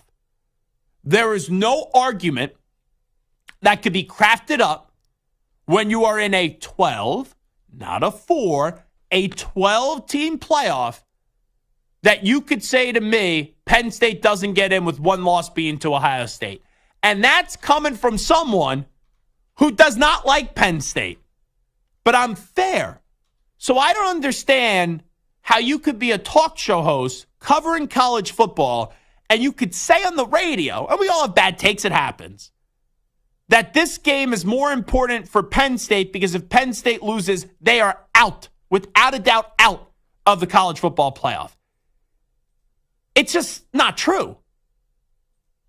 Like, I don't think Penn State loses another game in the regular season. I think they lose this weekend, but after that, I don't think they lose another game in the regular season. So I just don't understand that take. And like from afar, here's what happens sometimes. You have a take going in, and then when something plays out the way that you didn't expect it to play out, you're stubborn and you keep that take. I don't know if that's how Chris operated this, but that's how I kind of feel what happened here. Because like before the season, if you said to me, Ryan Day against James Franklin, who's there more pressure on to win that game? I'd be like, oh, it's James Franklin, right? You know, the guy don't win a big game. I know Ryan Day don't win a big game either, but at least he's defeated Penn State before. So I would think on the surface, yeah, it's a bigger game. But as this season has progressed, and Penn State right now is undefeated, and I know they're at home, and Ohio State has one loss, it's not even a question to me. There is more pressure on Ryan Day this Saturday to win than James Franklin for the simple fact of, in a 12-team playoff, if you get to 2 losses, you have no more wiggle room in terms of any other game that you play the rest of the way if you want to go make the college football playoff. Because that's the line in a 12-team format. You get to 2 losses, you could still get in. But anything after 2 losses, there's probably a better chance that you don't make the playoffs than you do make the playoffs. So that's why I really do believe that there's more pressure on Ryan Day this weekend than there is on James Franklin. It's kind of crazy that Ohio State's already at that point, because what did we say about Ryan Day before the year? You better beat Michigan, and then it's championship or bust for Ohio State. They already lost the game because of terrible quarterback awareness and terrible coaching acumen by Ryan Day and Will Howard up against Oregon. So, yeah, like, I don't even see why this has been such a big debate. I don't even see why this has been this crazy and why this has been something that it's like, it's been on every show. On our network, on other networks, who's there more pressure on? Is it Ryan Day or James Franklin? If you're telling me, if you're concocting the argument of who is this bigger for in terms of making the playoff, yeah, there's more pressure on Ryan Day because they already lost the game. Now, you could, like, I could spin it the other way. Like, if I was making the argument Chris was making, where he just said, oh, it's more on James Franklin because they lose this game, they don't make the playoffs. No, that's not right. If you're going to say there's more pressure on James Franklin, here's the argument. You could put your stamp on your program that Penn State is actually, for the first time under James Franklin, a serious national championship contender. And also, you could start to put the body of Ohio State in the casket. Even though you're not slamming it shut, the body's in the casket because now they have 2 losses. But if your argument is, hey, it's Penn State, there's more pressure on James Franklin because they lose this game, they're not going to make the playoffs. They can lose this game and still make the college football playoff. You lose this game, you only have 1 loss, you will still make the college football playoff. So that's why I think there's more pressure on Ryan Day this weekend than there is James Franklin in a matchup of 2 coaches that it's like, my emotions on Saturday at noon, it's going to be tough watching these 2 coaches. Because these 2 coaches I just absolutely despise. All right, we'll take a timeout. We'll come on back, update some of the biggest stories in the world of sports. We'll do onside, offside.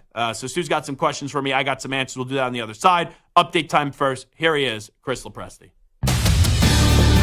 Infinity Sports Network. Sports Flash. All right, Zach, the Dodgers wrapping up the championship parade today, which ended up with a rally back at a jam-packed Dodger Stadium. Earlier, manager Dave Roberts spoke to our Jim Rome about how much this one means to him. You know me, we've known each other for a long time, and you need to take the high road. I try to take the high road, but, this, I think, silences any skeptic, cynic, critic, and we did it, and I just couldn't be more excited for all my players. First full season championship for the Dodgers organization since 1988. NFL injury news, Micah Parsons and Deron Bland out for Cowboys-Falcons this Sunday, and Trayvon Diggs questionable for Dallas with what Jerry Jones called a tear in his calf. Seahawks wideout DK Metcalf is out against the Rams. He's dealing with an MCL sprain. Rams wideout Puka Nacua seems to have avoided a serious knee injury, which he suffered during yesterday's practice, but not working today, and he is questionable for Sunday at Seattle. T. Higgins, Zach Moss, and Orlando Brown Jr. all doubtful for the Bengals ahead of this weekend's game against the Raiders, and Jordan Love questionable for the Packers Sunday against the Lions. He continues to be limited by a groin injury. NHL overseas, Panthers and Stars from Finland as part of the NHL Global Series. Right now, the defending champions Florida in control, leading Dallas 6-2 in the third period. I'm Chris Lopresti. The Infinity Sports Network is on your smart speaker. All you have to say is, play Infinity Sports Network.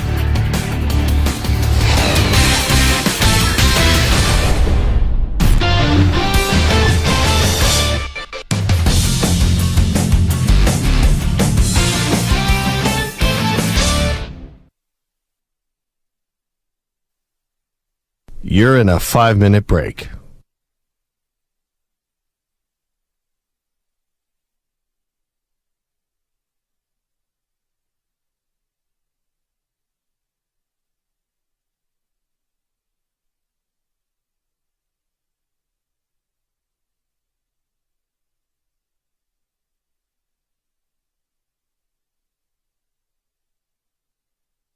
Four minutes, 30 seconds remaining.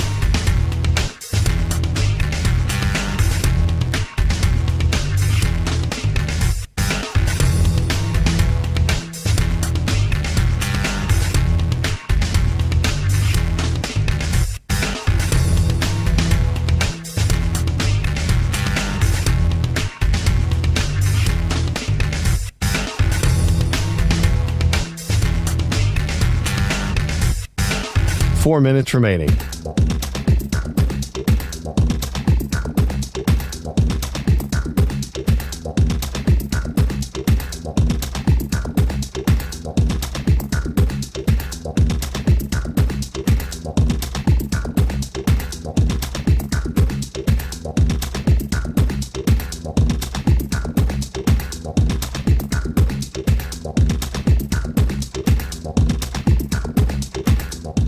3 minutes, 30 seconds remaining.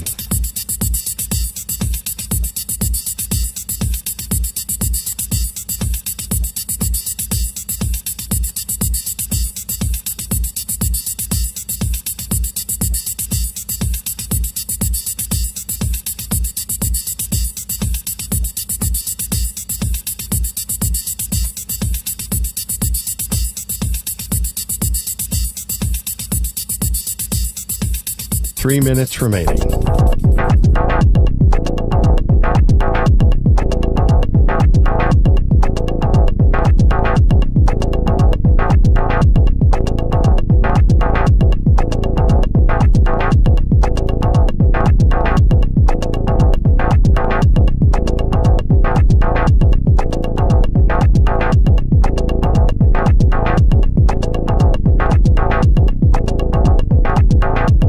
Two minutes, 30 seconds remaining.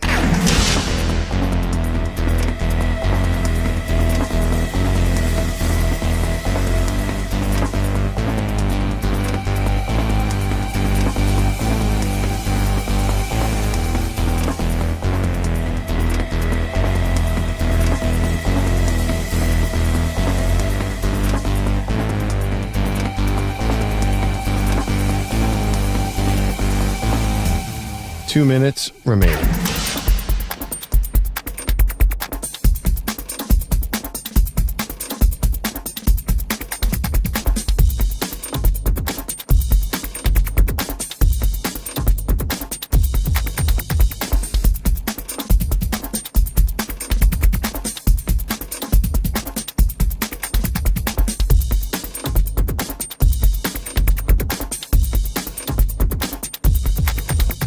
One minute, 30 seconds remaining.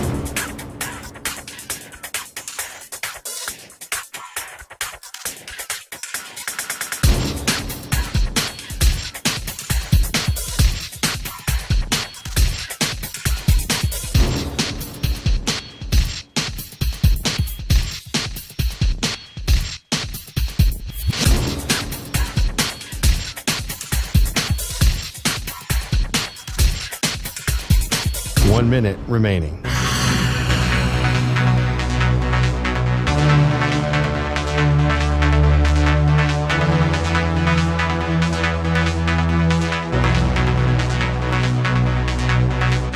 Forty-five seconds remaining.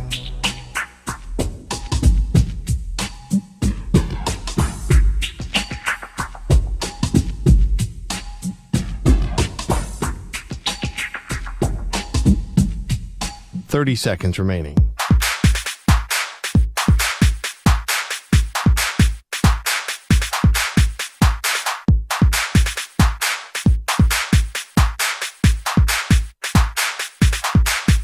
Fifteen seconds.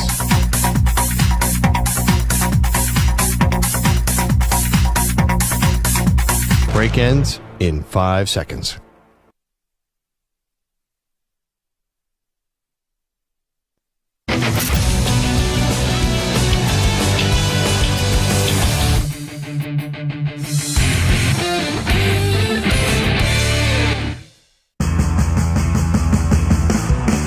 Zach's taking on the most polarizing issues in sports.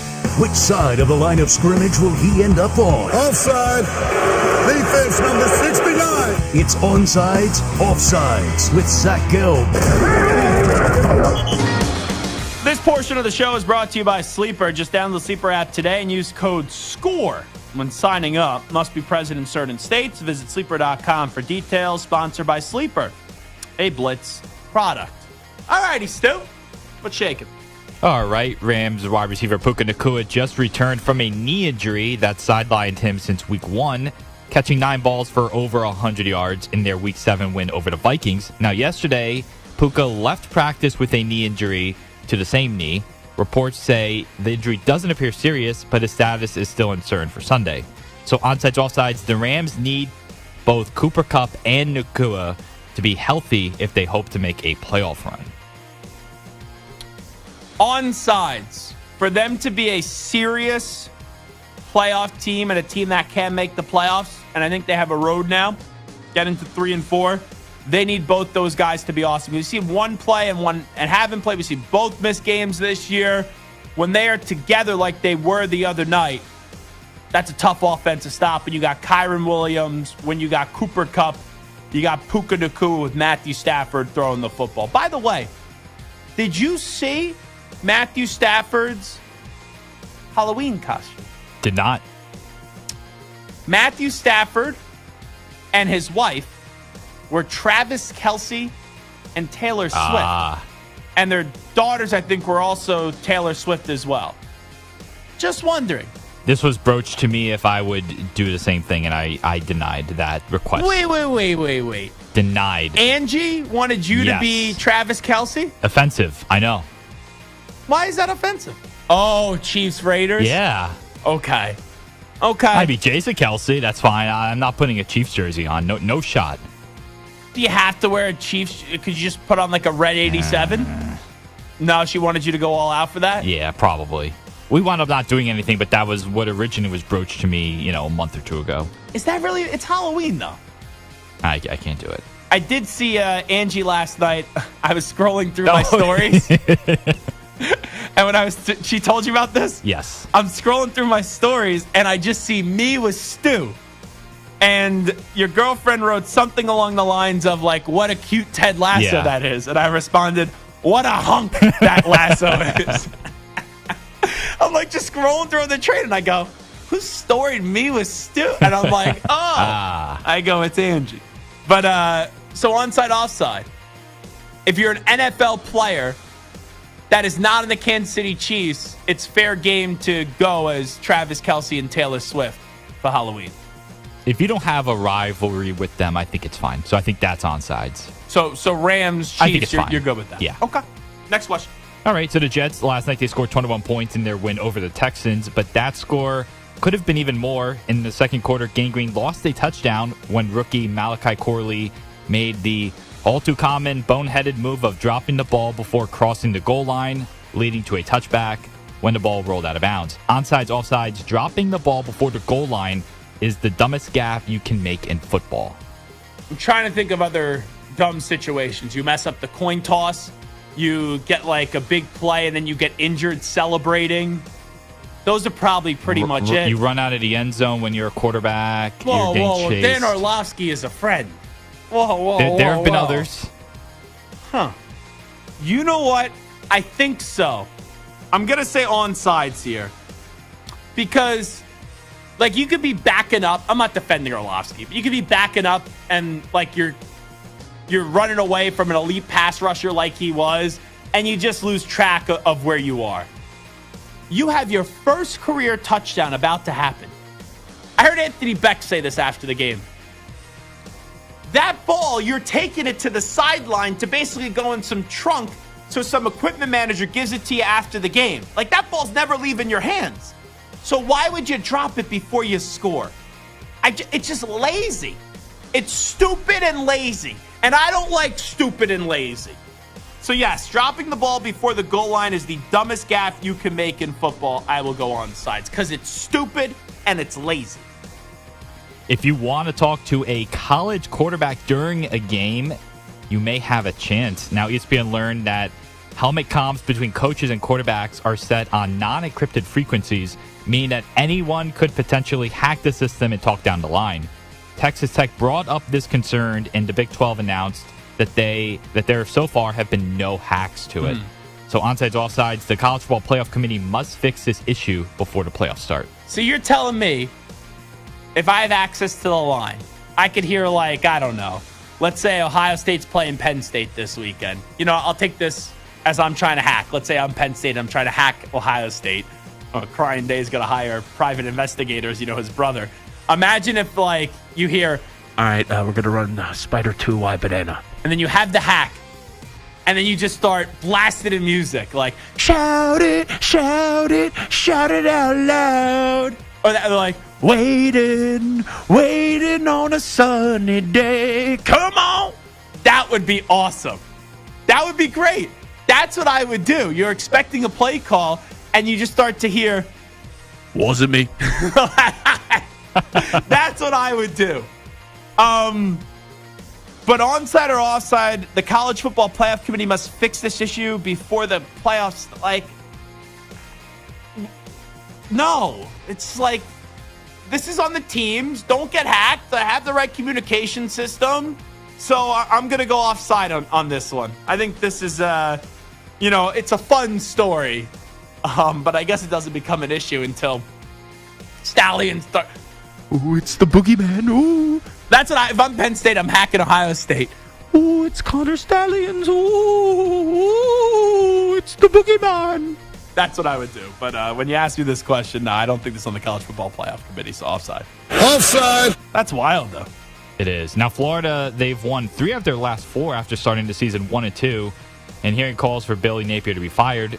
Now the Gators host number 2 Georgia this weekend before taking on number 6 Texas, number 16 LSU, and number 19 Ole Miss the next 3 weeks. So onsides, offsides, Billy Napier can still save his job and return to Gainesville next season. Yes, because of the quarterback. And I think if it's presentable and the quarterback, DJ Lagway, likes him, I think there's a road for him to come back for another year. I don't think that's smart business, but I get why you would do it with the power of the transfer portal. Because once I think you're out on a coach, even if you feel like you're getting back in, it usually doesn't work out well. Like, look at Neil Brown at West Virginia. Everyone was out. Then everyone got back in this past year. Now everyone's out once again. This is not going to be a long career for Billy Napier at Florida. But yes, it can get another season. So Billy Napier can save his job and return to Gainesville next year. I do believe that's a possibility on sides. All right, the Milwaukee Bucks are in a free-for-all, losing 4 straight, dropping to 1-4 on the season after last night's 23-point loss to the Grizzlies. We've heard Giannis's frustrations already, and of course discussed Bill Ryder's report about the Greek Freak possibly could demand a trade at some point. Possibly more on that next hour. Onsides, offsides, Doc Rivers will be fired before the end of this season. The Bucks are free falling right now. Yeah, I'm free falling. They are. And I heard Bill Ryder this morning because I thought I was getting dragged into the radio beef that I was starting. Because you know what happens? You present something on the radio, and when you present something, people think it's your opinion, and sometimes they lose context. All I was saying yesterday is, knowing Bart the way that I do, Bart's going to get very defensive about this Bill Ryder report. He will take a shot at the report, and then Bill is going to go after Bart, and then the two of them will be fighting, and I'll be sitting with a bowl of popcorn, and I'll be loving it. That's all I said yesterday when I was stirring that pot in a big way. So someone tweeted me and Bill this morning, like, Zach Gelb is running his mouth about you, Bill Ryder. It wasn't me running my mouth at Bill. It's just saying I think Bill and Bart are going to get into a fight. So Bill thought I was taking a shot at him, and Bill threw one of these lines like, I know Gelb will be down for a fight, but I don't think he wants that smoke. Like, Bill, I like Bill. Bill's a friend. I'm not looking to fight Bill, but, if it did take, a little fight, I think Bill could get dirty. I think I'd get dirty, and it'd be on like it's Donkey Kong. All right? You understand that? But, like, sometimes the listener misconstrues things. So I was like, all right, now I got to go listen back to what Bill said, and it led me to that. And why I'm bringing this up right now is Bill talked about what a source told him, a source that actually knows Doc Rivers. The Doc Rivers playbook is to blame everybody else, but take no accountability and start to leak stories to the media because he's very media friendly. So on the surface, because he just got there, the contract that he got, which was ridiculous and everyone knew it at the time, you would think, oh no, he's not going to get fired. But if you start leaking things about Giannis, if you start being overly critical of Dame, Doc, bye-bye. And if I'm going to trust Bill because of Bill's basketball acumen, like I said yesterday, number 1 basketball guy at the network, when you say Doc Rivers will be fired before the end of the season, I'm going to say yes on this one, on sides. All right, last but not least, Juan Soto is set to be a free agent after yet another spectacular season and playoff run with the Yankees.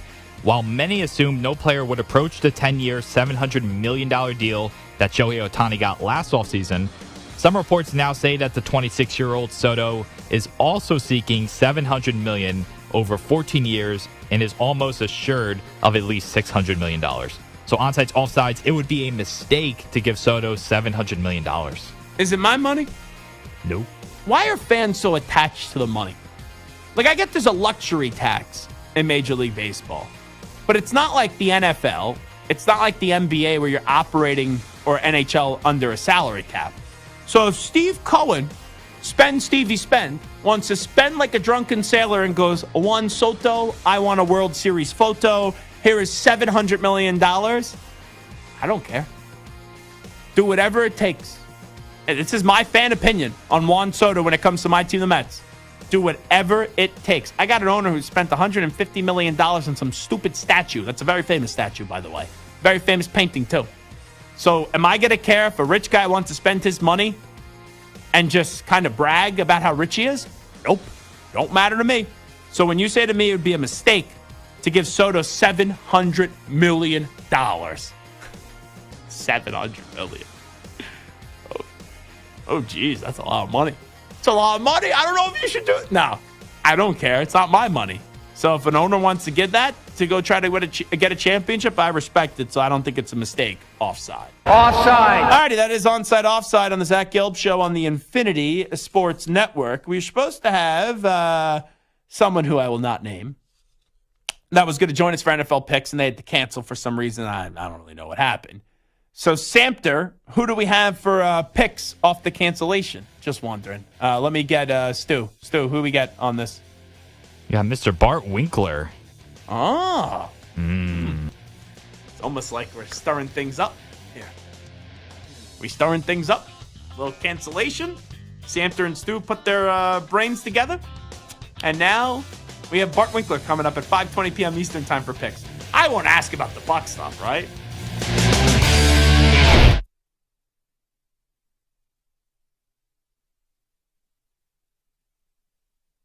You're in a 5-minute break.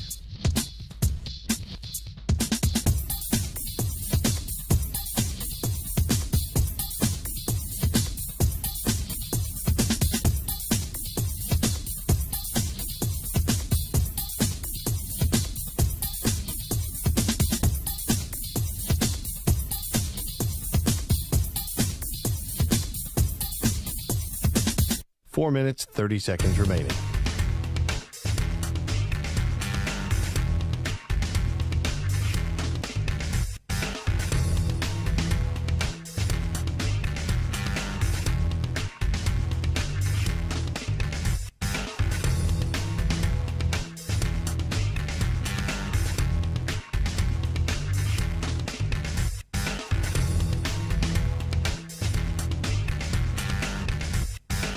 Four minutes remaining.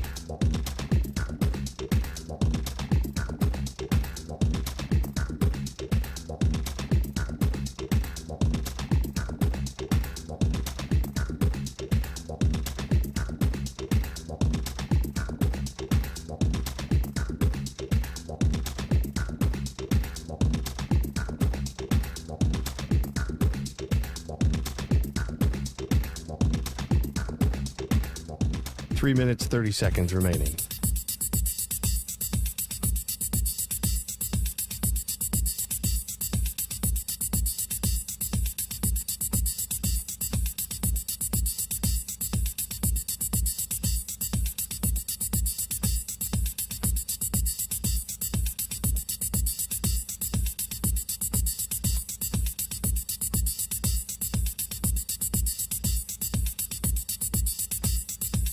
Three minutes remaining.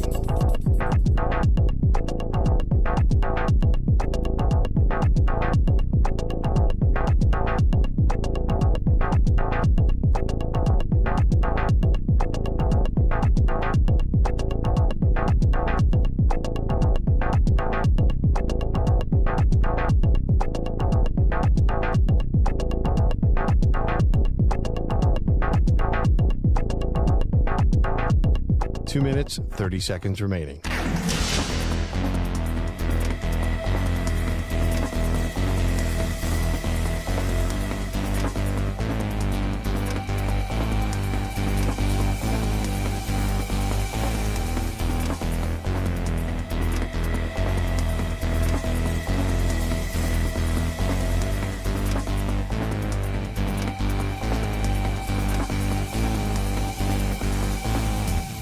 2 minutes remaining.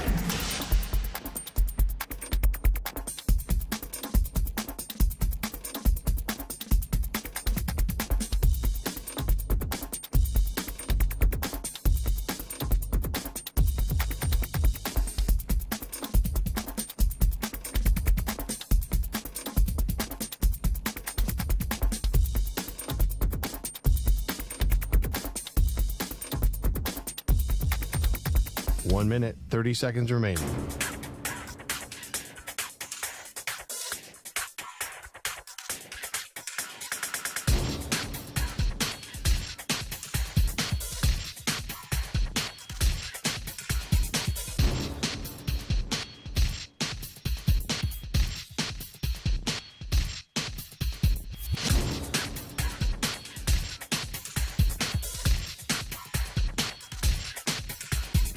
One minute remaining.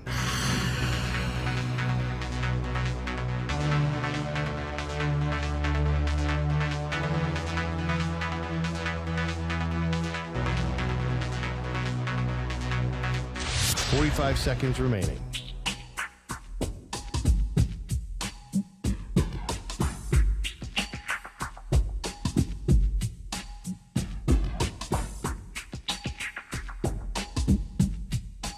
Seconds remaining.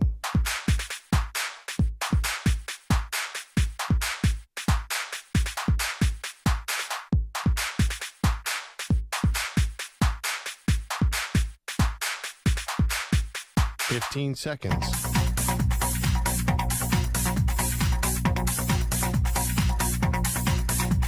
Break ends in 5 seconds.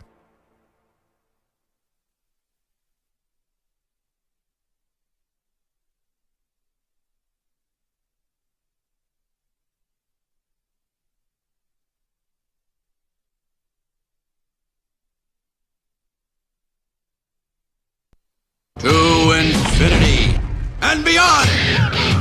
He's live. He's nationwide.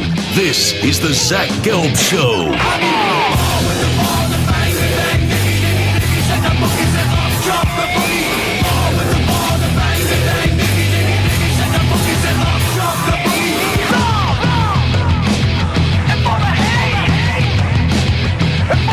Here's your host, Zach Gelb.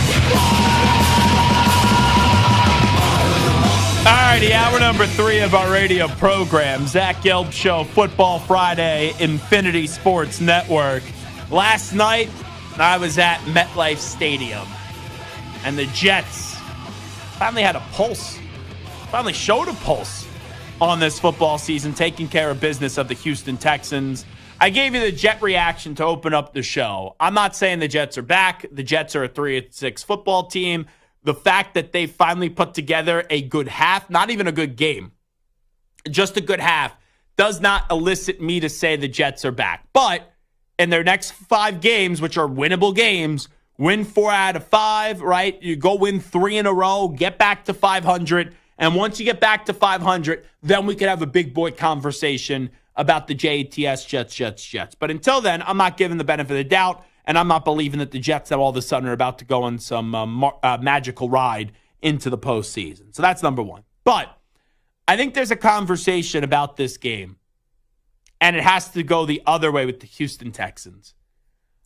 I want to be careful in how I say this, because the opening statement, people are going to be like, well, that's ridiculous. I'm out on the Houston Texans. That's the opening statement. I'm not saying they're not going to win the division. I'm not saying they're not going to make the playoffs. The Texans are going to win the division. The Texans are going to have a wild card weekend game. But with that being said, I thought the Texans were going to be a team that could take the next step. I thought the Texans were going to be a team that could be in the AFC Championship game this year and be kind of, I don't know if dark horse Super Bowl contender is the right word, because people had high expectations for the Texans before the year, but be a team that's in the Super Bowl mix. And even with how open football is this year, and there's not a lot of strong teams, like I have a lot of confidence in the Lions. I have a lot of confidence in the Chiefs. Everybody else, it's like, okay, you can't say that you're fully confident in. Like, I'm confident in the Bills. I'm confident in the Ravens. But I'm not ready to tell you that those are, right, teams that will definitely be in a Super Bowl. And in the NFC, like, I'm confident in the Packers. But I look at a team like the Eagles and the Niners. Like, I don't have a lot of confidence in them. But can they get to the Super Bowl? Of course they could both get to the Super Bowl. They've been in the last two. So really, the two teams in the NFL that I'm confident in, Chiefs in the AFC. Mahomes hasn't played his best game yet, and they're still undefeated. And the Lions, they look like they're just ready to go destroy every team that they play. But when I look at the Texans, here are my concerns. Here is why I'm out on the Texans in terms of not just going from here to up here. Like, I think that they could still say here, but they're not going to take that next step. They're not going to elevate up the list and go from really good story last year, a team that was in the playoffs, in the second round. I don't think they're going to find a way to progress to the next step this year. And here's why. Number one, we could have so many analytics. We could have so many people tell us how to watch football and how we need to evaluate football. Folks, you do not need a PhD in football to say what I'm about to say. And this is the meathead football answer. This is something that Zach Gelb just loves. And it's my favorite cliche in not only the NFL, but in all of sports. The game of football is won in the trenches. It's the battle of the trenches. Here's the problem with the Texans. Their offensive line is problematic. Now you got a big injury. And their offensive line was mauled. Mauled. Like it was a piece of red meat thrown into a forest, and you had a pack of wolves that haven't had anything to eat in a week. That is what happened to the Texans' offensive line last night. The Jets' defensive line was hungry. The Jets needed to eat a W, Jameis Winston style. And they saw a Texans offensive line that was red meat. And the Jets sacked C.J. Stroud last night 8 times. And I don't think it's an indictment on C.J. Stroud. Like, I do believe there is part of me, and I like Stroud a lot. I said going into this year, Stroud is a top 5 quarterback in the NFL. I thought he was the 5th best quarterback in football entering this season. But I think the hype after 1 year with C.J. Stroud, which it was magnificent, it was real, and it was spectacular. I'm not saying it got to his head because he's so respectful and he usually conducts himself the right way. But I think in C.J. Stroud's mind, he thinks he's like an 8-year pro already. Like, this still rubs me the wrong way. When you're talking to Drake May, you're talking to Caleb Williams, like guys that are, I know that you're accomplished already as an NFL starter. They're both going through their first rookie seasons, their rookie seasons, I should say. But you're talking to them as if it's Aaron Rodgers pulling aside Jaden Daniels after a contest between the two. Like, there's a big age gap. One's a Hall of Famer. The other player, Jaden Daniels, just like in his first 8 games or so of his career. So, like, for C.J. Stroud, I don't think you need to be worried, and I know it's coming from a good place. I think you need to be worried about giving advice to other younger quarterbacks. You still have to carve out your path. You still have to walk down a road of not just being, a guy that had maybe one of the greatest regular seasons we've ever seen from a rookie quarterback. We now expect you to advance that and matriculate the ball down the field the rest of your career, and you have brought so much joy to that Texans franchise. So I think for Stroud, I still believe in him. I still think he's going to be great. But I don't think you need to be worried about everybody else. Like, worry about your environment. Worry about your situation. And I don't even blame, there's one throw I blame last night on Stroud. The play towards the end, before, they made the field goal. Then they had the stupid Jets penalty where they went after the center on the field goal, and they ended up missing what was like a chip shot. On that drive, he had, if memory serves me right, Mechie open. and he just misfired.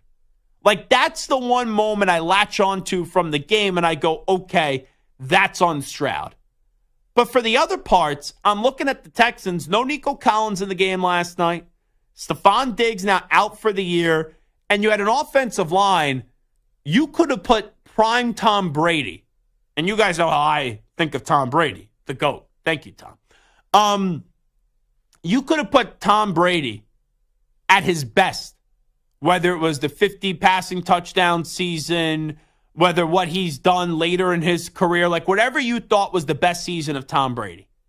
You could put that Tom Brady on the Texans last night, and they probably don't beat the Jets. And the reason why is if you don't have a good offensive line, if you have an offensive line that's just getting mauled and just getting slammed over and over and over and over again, I don't care what quarterback you are. You could be Brady. You could be Mahomes. You could be Montana. You could be Unitas. You could be Staubach. You could be Elway. You could be Peyton Manning. This is nothing new. Even the quarterbacks that, like, in a weird way, they laugh and they go, keep on hitting me. Keep on hitting me. No quarterback likes to get hit. I don't care if you're in the 60s. I don't care if you're in 2024. Quarterbacks do not like to get hit. And that's when quarterbacks get rattled, even the best of them. So last night, I didn't walk away from the game saying this loss was on C.J. Stroud. But I looked at the environment, and I looked at the situation, and I just don't think, with what has already transpired, that this is the Texans' year to take that next step. I think they could get into the playoffs. They will. They will win that division. They'll have a home game wild card weekend. Probably Saturday, 4:30, right? Back to where Texans football has been at its best. But you will have it could be Monday night, actually. But you have the Texans playing a wild card game. I think they could win a playoff game. But do I see this team going to a conference title game? I don't. And I know they beat the Bills this year. You know, I know that the Texans are still a really good team. But I just walked away from that game last night saying, they lost my trust. As someone that was in on the Texans, I'm now out on the Texans, where I do not think they will be playing in a conference championship game this year. Diggs now done for the season. Nico Collins trying to work his way back, should be back next week. The offensive line, to me, is the biggest problem. And now Nick Caserio's got to make some moves from today. That's a good thing about playing on Thursday before the trade deadline on Tuesday. You now have Friday, Saturday, Sunday, Monday, no games. You could really hone in and go get some guys and go bring guys over to your football team. But that was a bad performance last night by the Texans. So you may say, well, Zach, you sound pretty negative. Like, you sound as if you don't trust a lot of teams in the NFL this year. I don't. It's not being negative. It's just being realistic. There's a lot of sloppy football this year. There's a lot of ugly football this year. And maybe teams can earn my trust. Maybe we will develop more trust with teams, and this list should exponentially grow. But right now in the NFC, just the NFC, the two teams that I really do believe in trust in are the Lions and the Packers. You know, Eagles I still have trust issues with. 49ers still have trust issues with. Falcons I still have trust issues with. Rams I still have trust issues with. Even the Commanders, to some extent, I have trust issues with. Cowboys, I don't trust them. Why would you? But in the AFC, I trust Kansas City. And if you're making me pick two more teams, and it is like pulling teeth here, because I was in on the Ravens, and the Ravens lost to the Browns. But let me try to justify a loss. It's never good to justify a loss. Divisional game. Emotional boost. Watson, Dunzo, Winston in. That team thrives when Deshaun Watson isn't the quarterback. Divisional games happen. Like, Stu, you know this. The Raiders beat the Chiefs last year. Doesn't mean that the Chiefs stink and the Chiefs suck. Divisional games, the inferior team has a very good chance still of beating the superior team. You throw everything out the window.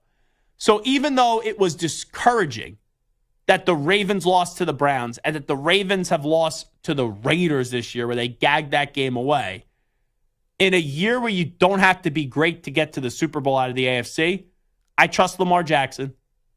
I trust Derrick Henry. Or I trust Derrick Henry with Lamar Jackson. And you got Zay Flowers. You just added Deontay Johnson too. And I like Harbaugh. So I will put the Ravens on my short list of teams in the AFC that I could see getting to the Super Bowl. Chiefs, Ravens, then it's the Bills. And I know the Bills have been up and down. I know it's a roller coaster ride. They have the second best quarterback in football, in my opinion, in Josh Allen. Maybe third, depending on how you view some quarterbacks. But he's no worse than the third best quarterback in football. That offense is starting to come together. You've seen Keon Coleman, since the addition of Amari Cooper, have 2 good games. Amari Cooper, one good game, one game where he was underwhelming. But even when he's underwhelming, he's still someone that you have to keep tabs on. And then it opens up the football field for other people. James Cook is good. Ray Davis has been solid when he's need to step up and play. Kincaid got in the end zone last week, and that defense shut down Seattle. I get Seattle's not this wonderful offense and not the greatest offense ever, but they are a capable offense. And that Bills defense, with all the patchwork they've been doing, it did take a big step in the right direction last week. So I understand there's trust issues with McDermott and the names on the defense, but still, if you said, Zach, 5 teams right now that you could see in the Super Bowl, 5 teams, breakdown would be 2, 3. 2 in the NFC, Lions, Packers. AFC, it would be Kansas City, it would be Baltimore, and then it would be Buffalo. So I'm out on having the Texans in that mix, in that mode. They've been sloppy. And they lost the game to the Jets where their offensive line was horrendous, and these injuries are really starting to pile up. It's a shame. Now, long time I still think they're in a good spot with D'Amico, with CJ, but they went for it this year. And with what I've seen right now for them through 9 weeks, I don't look at them and say, okay, that's a team that's going to take the next step. I think they're either staying the same. Playoff team, maybe win a playoff game, and that's it. You're back in the same spot where you were last year. All right, this is Zach Gelb Show on the Infinity Sports Network, 855-212-4227, 855-212-4227. You can always interact on social media, Twitter, Instagram, X, whatever you want to call it, at Zach Gelb, ZACHGELB. We'll come on back. Bart Winkler will join us for NFL Picks. You're in a 5-minute break.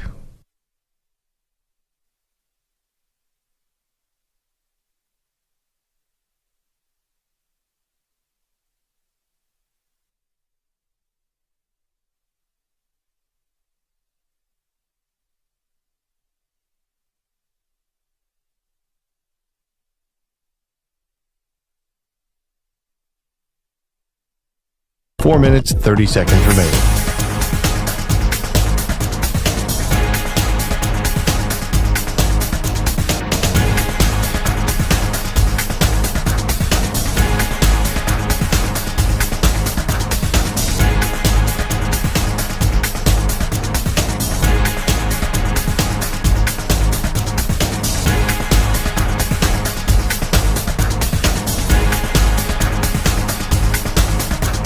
Four minutes remaining.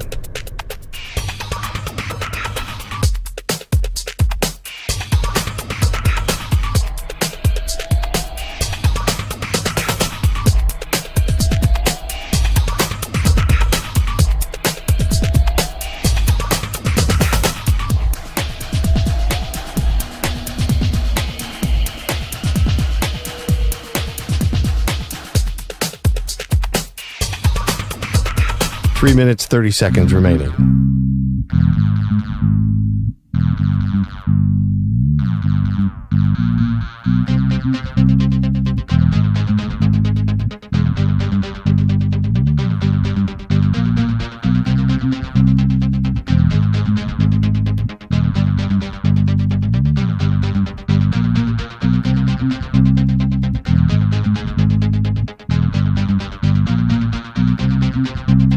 Three minutes remaining.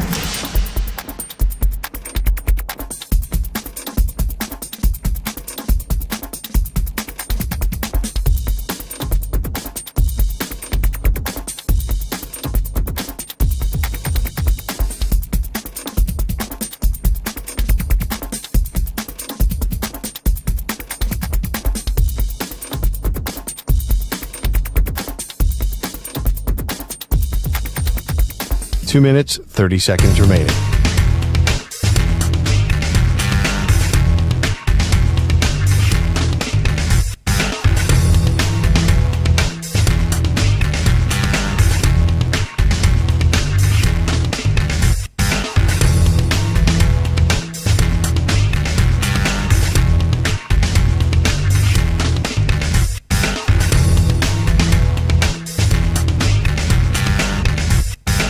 Two minutes remaining.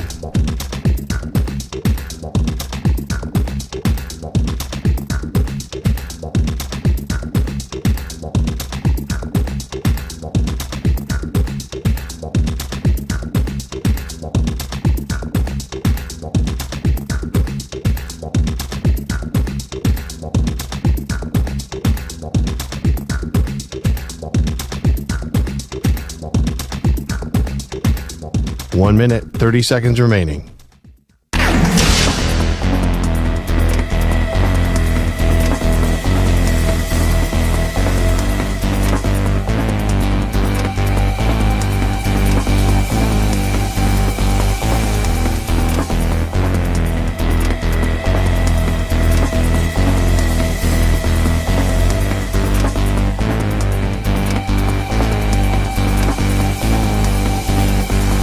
One minute remaining.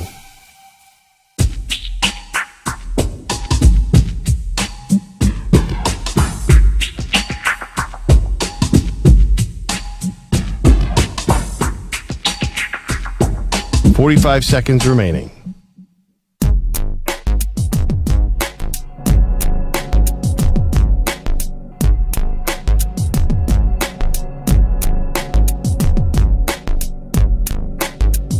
.30 seconds remaining.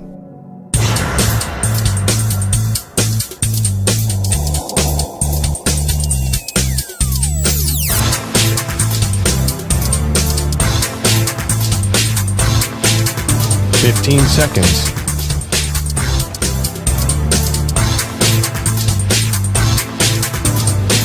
Break ends in 5 seconds.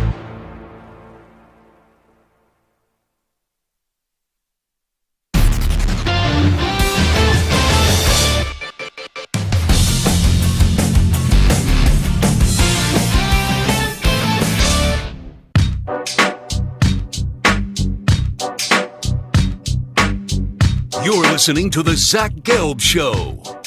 All righty, my main man Bart Winkler is joining us right now on the Zach Gelb Show. You can hear Bart weekdays right here on the Infinity Sports Network on the Bart Winkler Show, Monday through Fridays from 10 p.m. to 2 a.m. Eastern Time. Bart, how you been, my friend? Zach Gelb asking Aaron Rodgers questions, getting down and dirty in the media.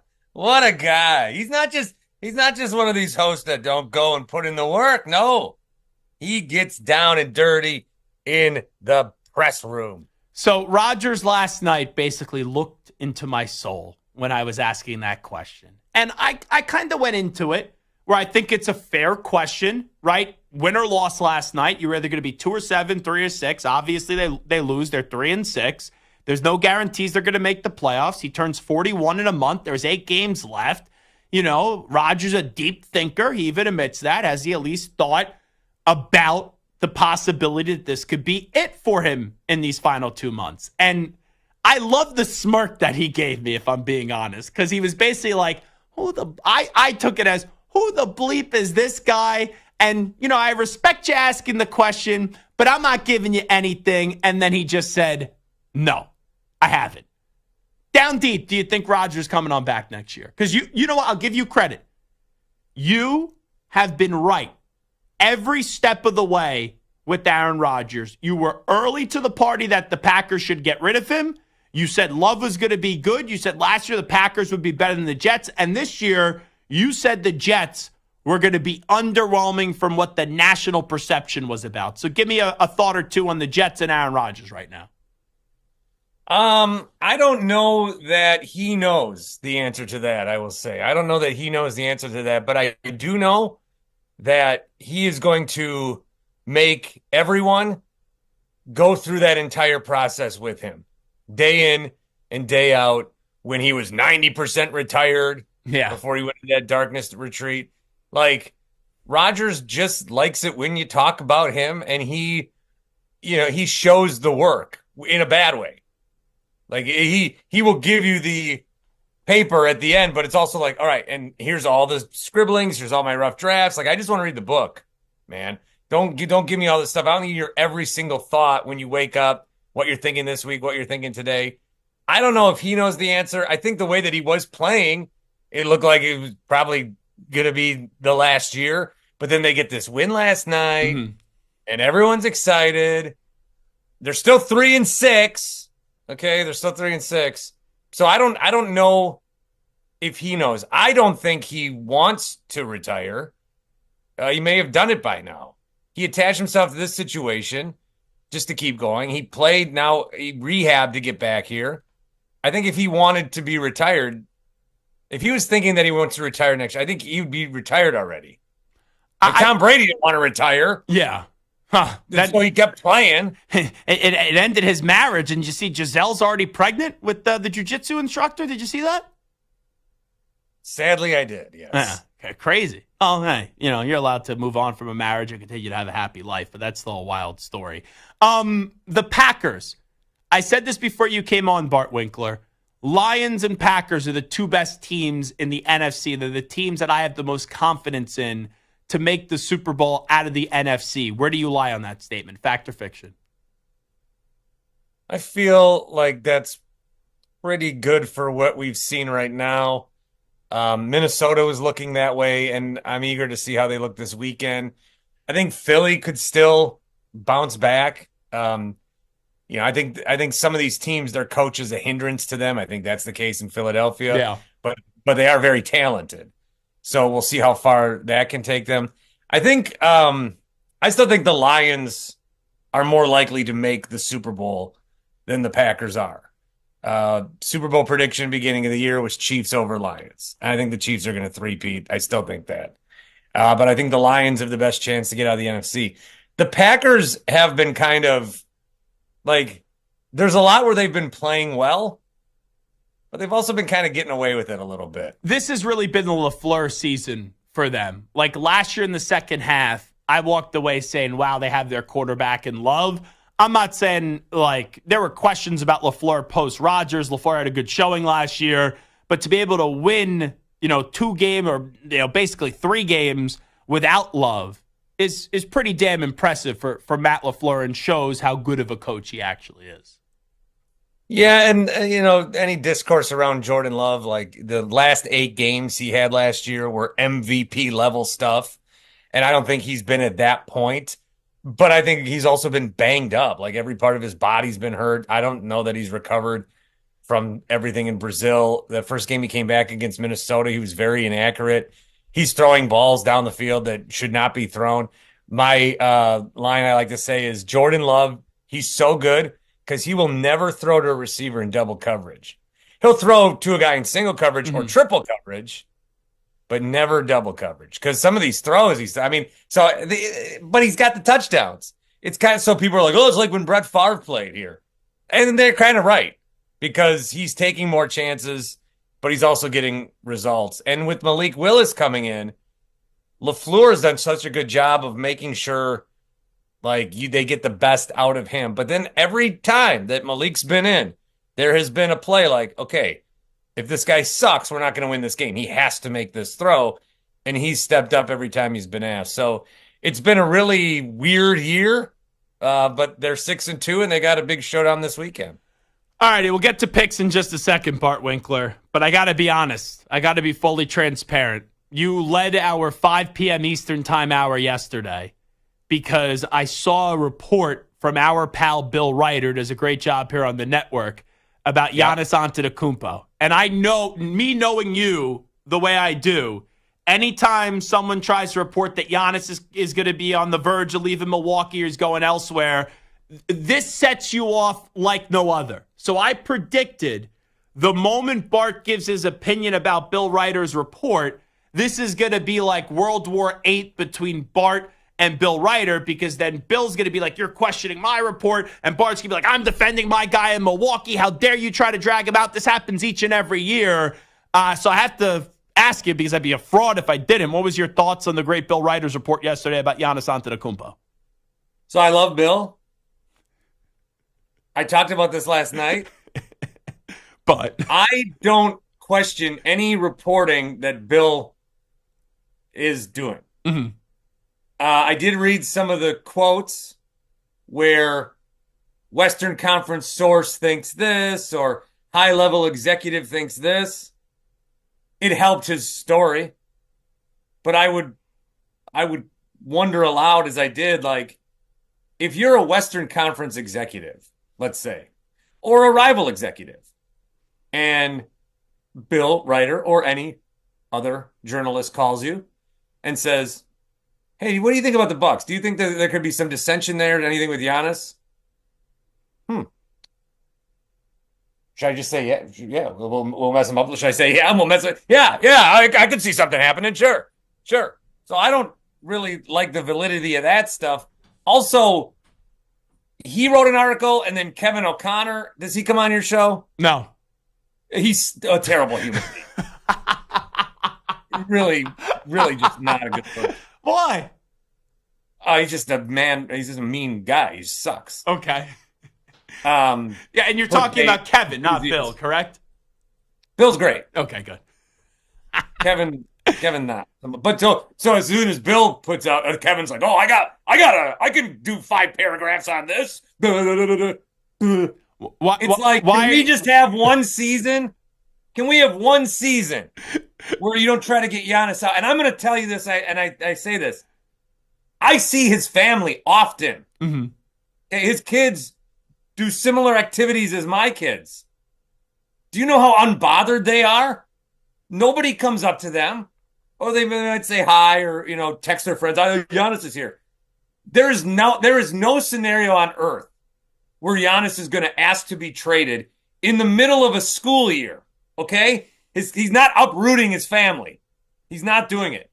Maybe someday Giannis wants a new challenge. We're all fine with that. I just don't understand why 8-9 years now, every year it's got to, and what? So they're 1-3. And then thankfully for the narrative, they lost last night bad. What if they were 4-0? Would the article have come out? What if they were 2-2? Is it still, it would have been, oh, there are signs. Because the narrative is, and you asked the question, so you're getting the answer. The narrative is the Bucks are in trouble. Here's why. I promise you that if they would have been 4-0, there still would have been articles. Yeah, things seem to be going well now, but there might be something under the surface with Milton. It's just every year we got to do this with Giannis, and he's still here. Now, let me just ask you this, as Bart Winkler is here with us. So I have to ask you, because I was listening to Bart, I was listening to Bill this morning. When things don't go well for Doc Rivers, Doc blames everybody but himself. Is there a fear, just wondering, even with what you just said, that Doc starts to maybe throw Giannis or Dame under the bus and leaks it to his friends in the media, where then that is what elicits Giannis saying, you know what, I'm just done with this? I don't think that Doc will, go after their character or their willingness or ability to play. But Doc's already kind of said everything that you would say in private. He said, I don't wish this job on anyone. He said, why did I take this job? He said those things already. So I don't know. They have enough talent. They'll figure it out. Mm-hmm. Giannis and Dame, they'll figure it out. They're playing poorly right now. There's no excusing it. It's also it's early. I think some of these guys are preoccupied with other stuff. Doc's out canvassing or whatever the hell he's doing. So we'll be fine. You know what? I thought you were going to just be a lot more intense. I know this is a soft spot for you. This gets you going. But I just gave you an intense answer. No. I saw you being like, God, when's he going to shut up? No. But what I'm saying here is I really thought when you heard this report like you were going to come out swinging and maybe unintentionally offend Bill Ryder. I think with what you just said, it's not going to get to that point where then Bill's like, oh, bleep this guy. And I was kind of hoping to just be stirring a pot and having you two throw haymakers at one another when I'm sitting with like a big bowl of popcorn trying to get the butter off my hands. That's what I thought was going to happen, if I'm being honest. I gave you Kevin O'Connor is a despicable human being. Yeah, that wasn't enough. But that's fine. But, you know, I'm saying with the Bill part, I don't think you and Bill are going to fight over this, is what I'm saying. I think Bill was very excited to have a reason to once again criticize Doc Rivers. Okay. Gotcha. All right, let's do this. We got to get to picks here. Isn't that why I'm on? Yeah, this is such a fugazi pick segment. When we had someone cancel on us, I'm like, hey, hit up Bart. I got to ask him about this Bill Ryder report. We've been talking about it. So let's just try to put the facade up there like we're going to do picks. Hit the music. Let's get to it.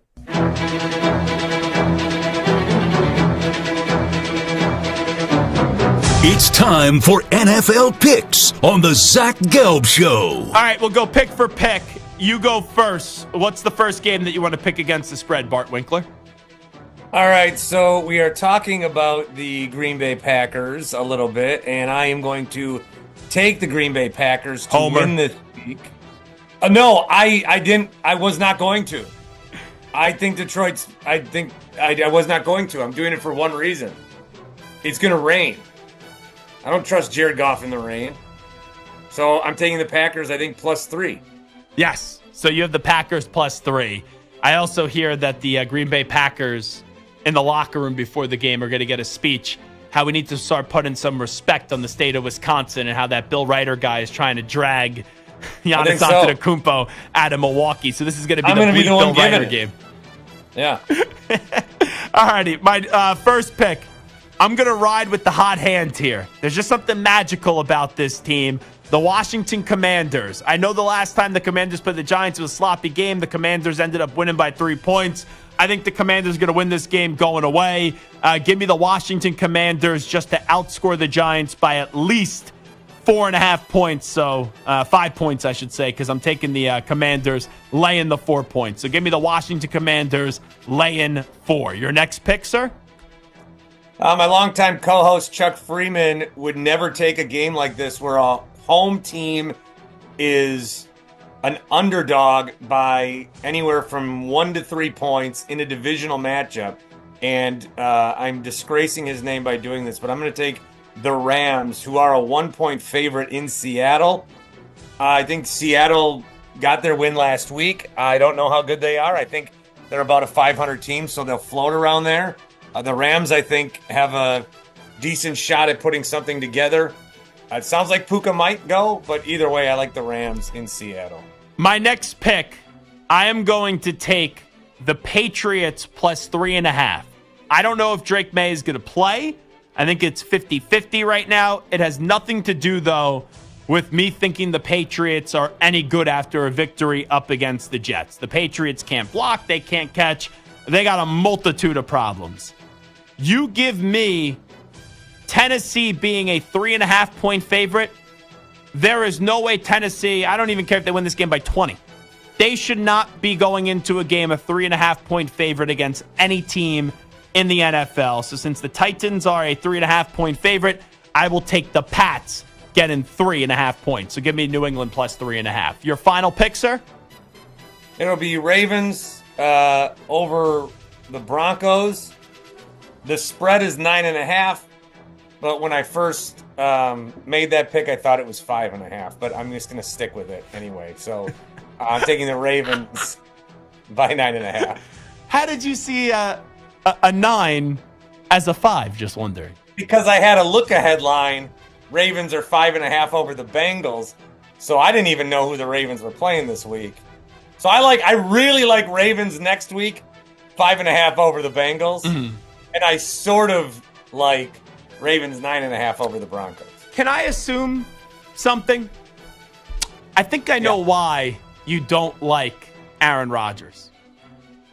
Because I see myself in him? No, because I think someone on ayahuasca would see a 9 for a 5. I think maybe Rodgers screwed you on an ayahuasca deal back in the day, and that's why you don't like him. Do you like his new bit now with the cayman pepper? Can he ever just like eat something that he didn't personally watch grow out of soil? Can he just open a box of processed food like the rest of us and eat it? How did you pronounce that? I don't want to say it again. Oh, okay. CeeLo sitting here to my left. He's like, what did he say? Anyway, final pick for me. This is awesome. Cold Lake, Minnesota. Give me the Minnesota Vikings laying 5 points. Everyone's going to be like, oh, the Colts, they got Joe Flacco. Joe Flacco's elite. I get that. Minnesota has a heck of a defense where maybe the more mobile quarterback would help them out, even though I do believe Flacco gives them a better chance to win games this year than Anthony Richardson. Tough week for the Colts. Vikings need to get back into the win column. They are home. I like the Minnesota Vikings laying the 5 points. So the picks this week, and I made sure that the Lions were right this week. Ricky Ricardo joined us last week, and he would say the pick right, and then at the end, he would get the spread wrong, so it was all over the place. Commanders laying 4, Pats plus 3.5, Vikings laying 5 for me. Bart's picks are the Pack plus 3, the Rams -1, and then the Ravens laying 9.5 that Bart thought was 5.5. He's not buying it down all those points. He's keeping it at 9.5. All good, Bart? Colts benching Richardson is the biggest mistake of the season. Okay, how about that? The big take from Bart Winkler, who is not going to be feuding with Bill Ryder. But it would actually be funny. I don't want to see Giannis get traded, but if he did get traded, to see how you would respond to that. If Ryder wants to trade time slots, I'd be down for that. Okay. You have to call his agent and his team. There he is, Bart Winkler. Make sure you listen to him tonight at a big Football Friday at 10 p.m. Eastern, and he takes you all the way up until 2 a.m. Eastern time. Standing by with the latest sports update. Here he is, CeeLo, Crystal Presti. Infinity Sports Network. Sports Flash. All right, Zach, 7 double-decker buses filled with players, their families, coaching staff rolled through the streets of downtown L.A. on their way to Dodger Stadium to celebrate the organization's 8th World Series title and a parade that they were not able to hold following their 2020 championship. On top of the packed house at Chavez Ravine, the L.A. Police Department estimated a parade crowd of about 150,000. NFL injury news for this weekend. Micah Parsons and Deron Bland out for Cowboys-Falcons on Sunday, and Trayvon Diggs questionable for Dallas with what Jerry Jones called a tear in his calf in a radio interference earlier today. Seahawks wideout DK Metcalf is out against the Rams. He's got an MCL sprain, and Rams wideout Puka Nacua likely avoided a serious knee injury suffered during Thursday's practice, but did not practice today. He will be questionable for Sunday at Seattle. T. Higgins, Zach Moss, Orlando Brown Jr. all doubtful for the Bengals ahead of this weekend's game against the Raiders, and Jordan Love is questionable for the Packers Sunday against the Lions as he continues to be limited by a groin injury. NBA Sixers star duo Joel Embiid and Paul George to miss their 5th straight game to open the season with left knee injuries when Philadelphia hosts Memphis tomorrow night. NHL overseas today. Panthers beat the Stars 6-4 from Finland as part of the NHL Global Series. Alex Barkov, goal and 3 assists, playing in his hometown of Tampere. I'm Chris Lopresti. The Infinity Sports Network is on your smart speaker. All you have to say is play Infinity Sports Network.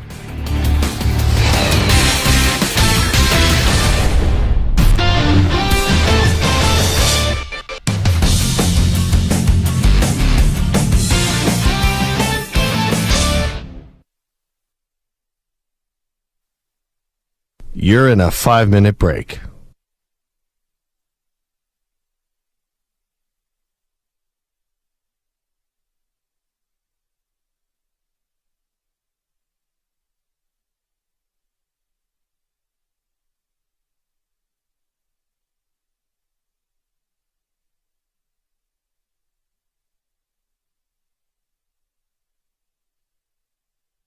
Four minutes, 30 seconds remaining.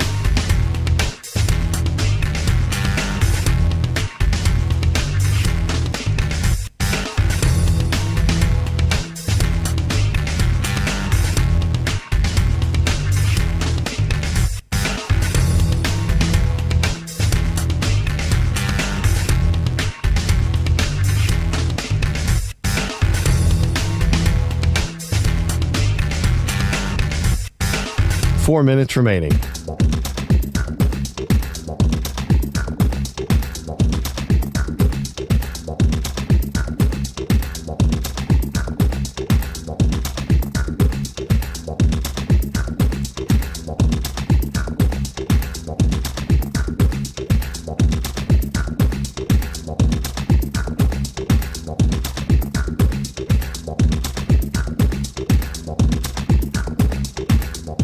Three minutes, 30 seconds remaining.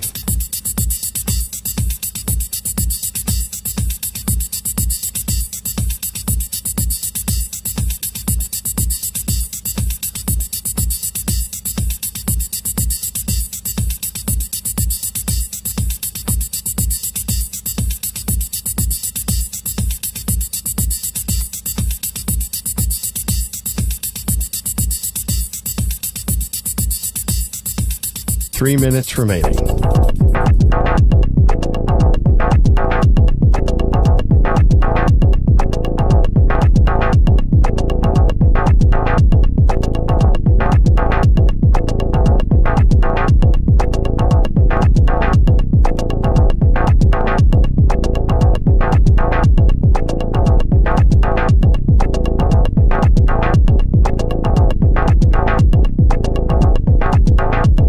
Two minutes, 30 seconds remaining.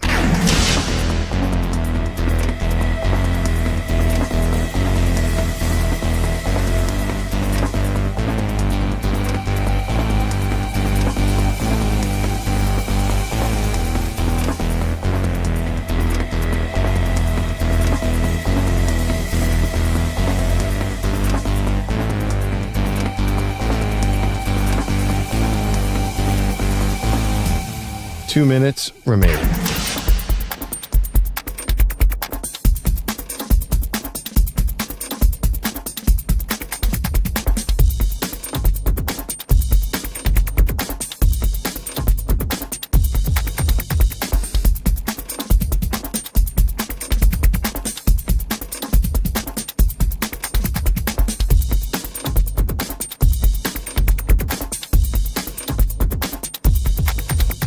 One minute, 30 seconds remaining.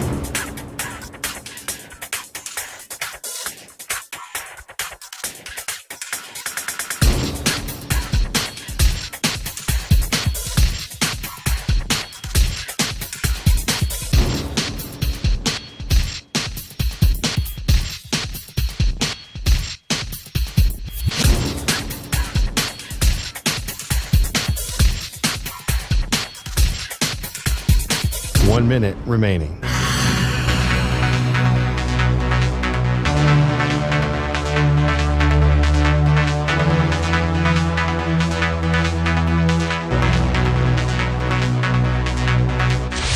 Five seconds remaining.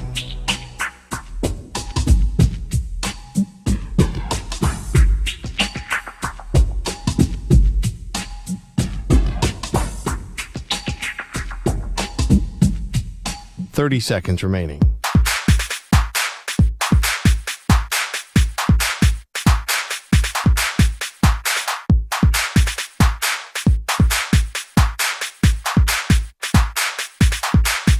Fifteen seconds.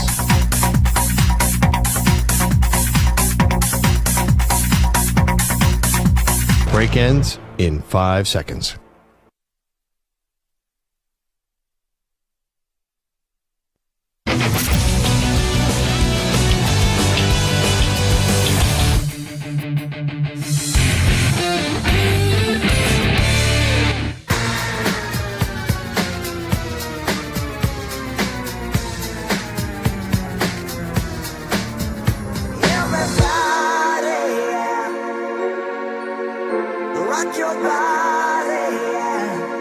Hey, this is Howie. And this is Nick. From the Backstreet Boys. And you're listening to the Zach Gelb Show. And guess what? Zach is back. All right. He's live. He's nationwide. This is the Zach Gelb Show. Oh my God, we're back again. All right, it's time to answer Ask the Pros question of the day. It's brought to you by O'Reilly Auto Parts. CJ in Wisconsin says, Zach, who do you like this weekend between the Lions and the Packers? You can submit a question by tweeting at INSSportsEd or at Zach Gelb using the hashtag AskThePros. Think O'Reilly Auto Parts for all your car care needs. Get guaranteed low prices and excellent customer service. from the professional parts people out of O'Reilly Auto Parts. O'Reilly Auto Parts. I like the Lions this weekend. I like the Lions. I just think they're going to continue to just dominate on the offense side of the ball. And if that's a high-scoring game, sure, the Packers have a really good offense. I just think the Lions are better right now, so I will take Detroit. All righty, time to update you on some of the biggest stories in the world of sports without some audio. With some audio, let's get to a news brief.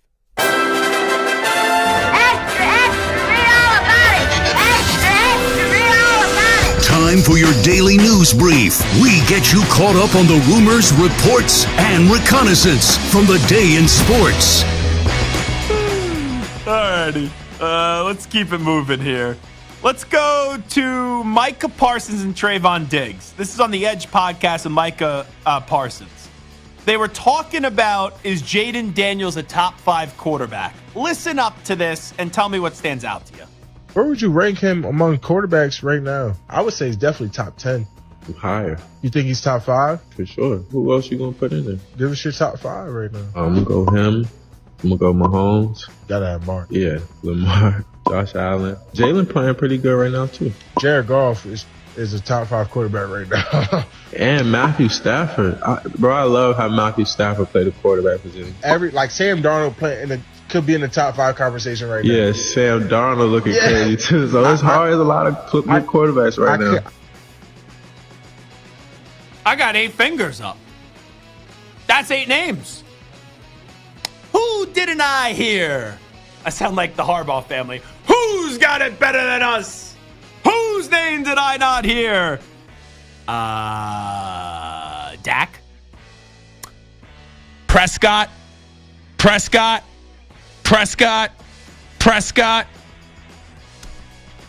These two dopes, Micah Parsons and Trayvon Diggs. Like, seriously.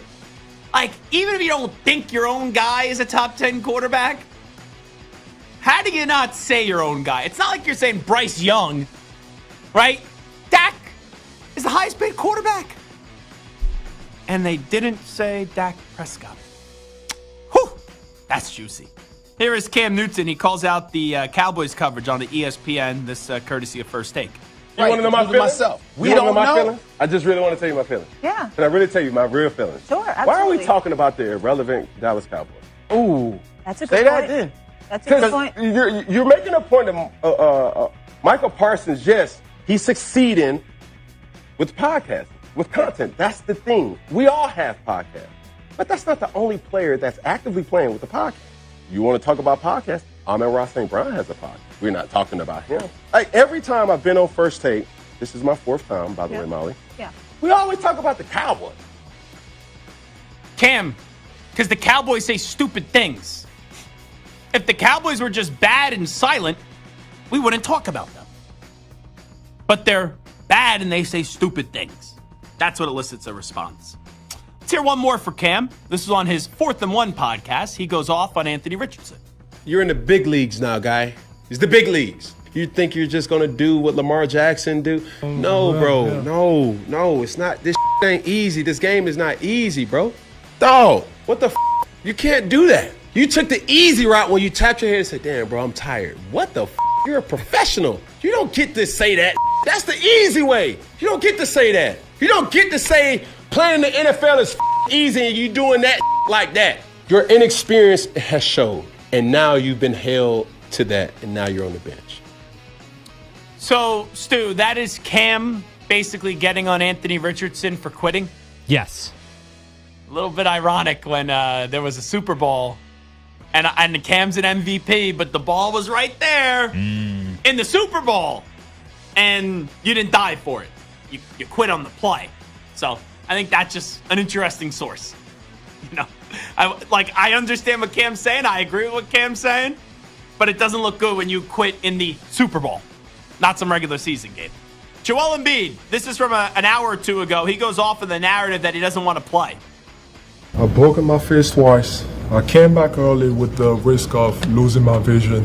Had broken fingers. I still came back. When I see people saying he doesn't want to play, I've been way too much. I've done way too much, for this city, putting myself at risk, for people to be saying that. So I do think it's like that dude. He's not here. Marcus, whatever his name is. I've done way too much for the city to be treated like this. So we've done way much. But like I said, I wish I was as lucky as other ones, but that doesn't mean that I'm not trying and, you know, I'm not doing whatever it takes to be out there, which I'm going to be here pretty soon.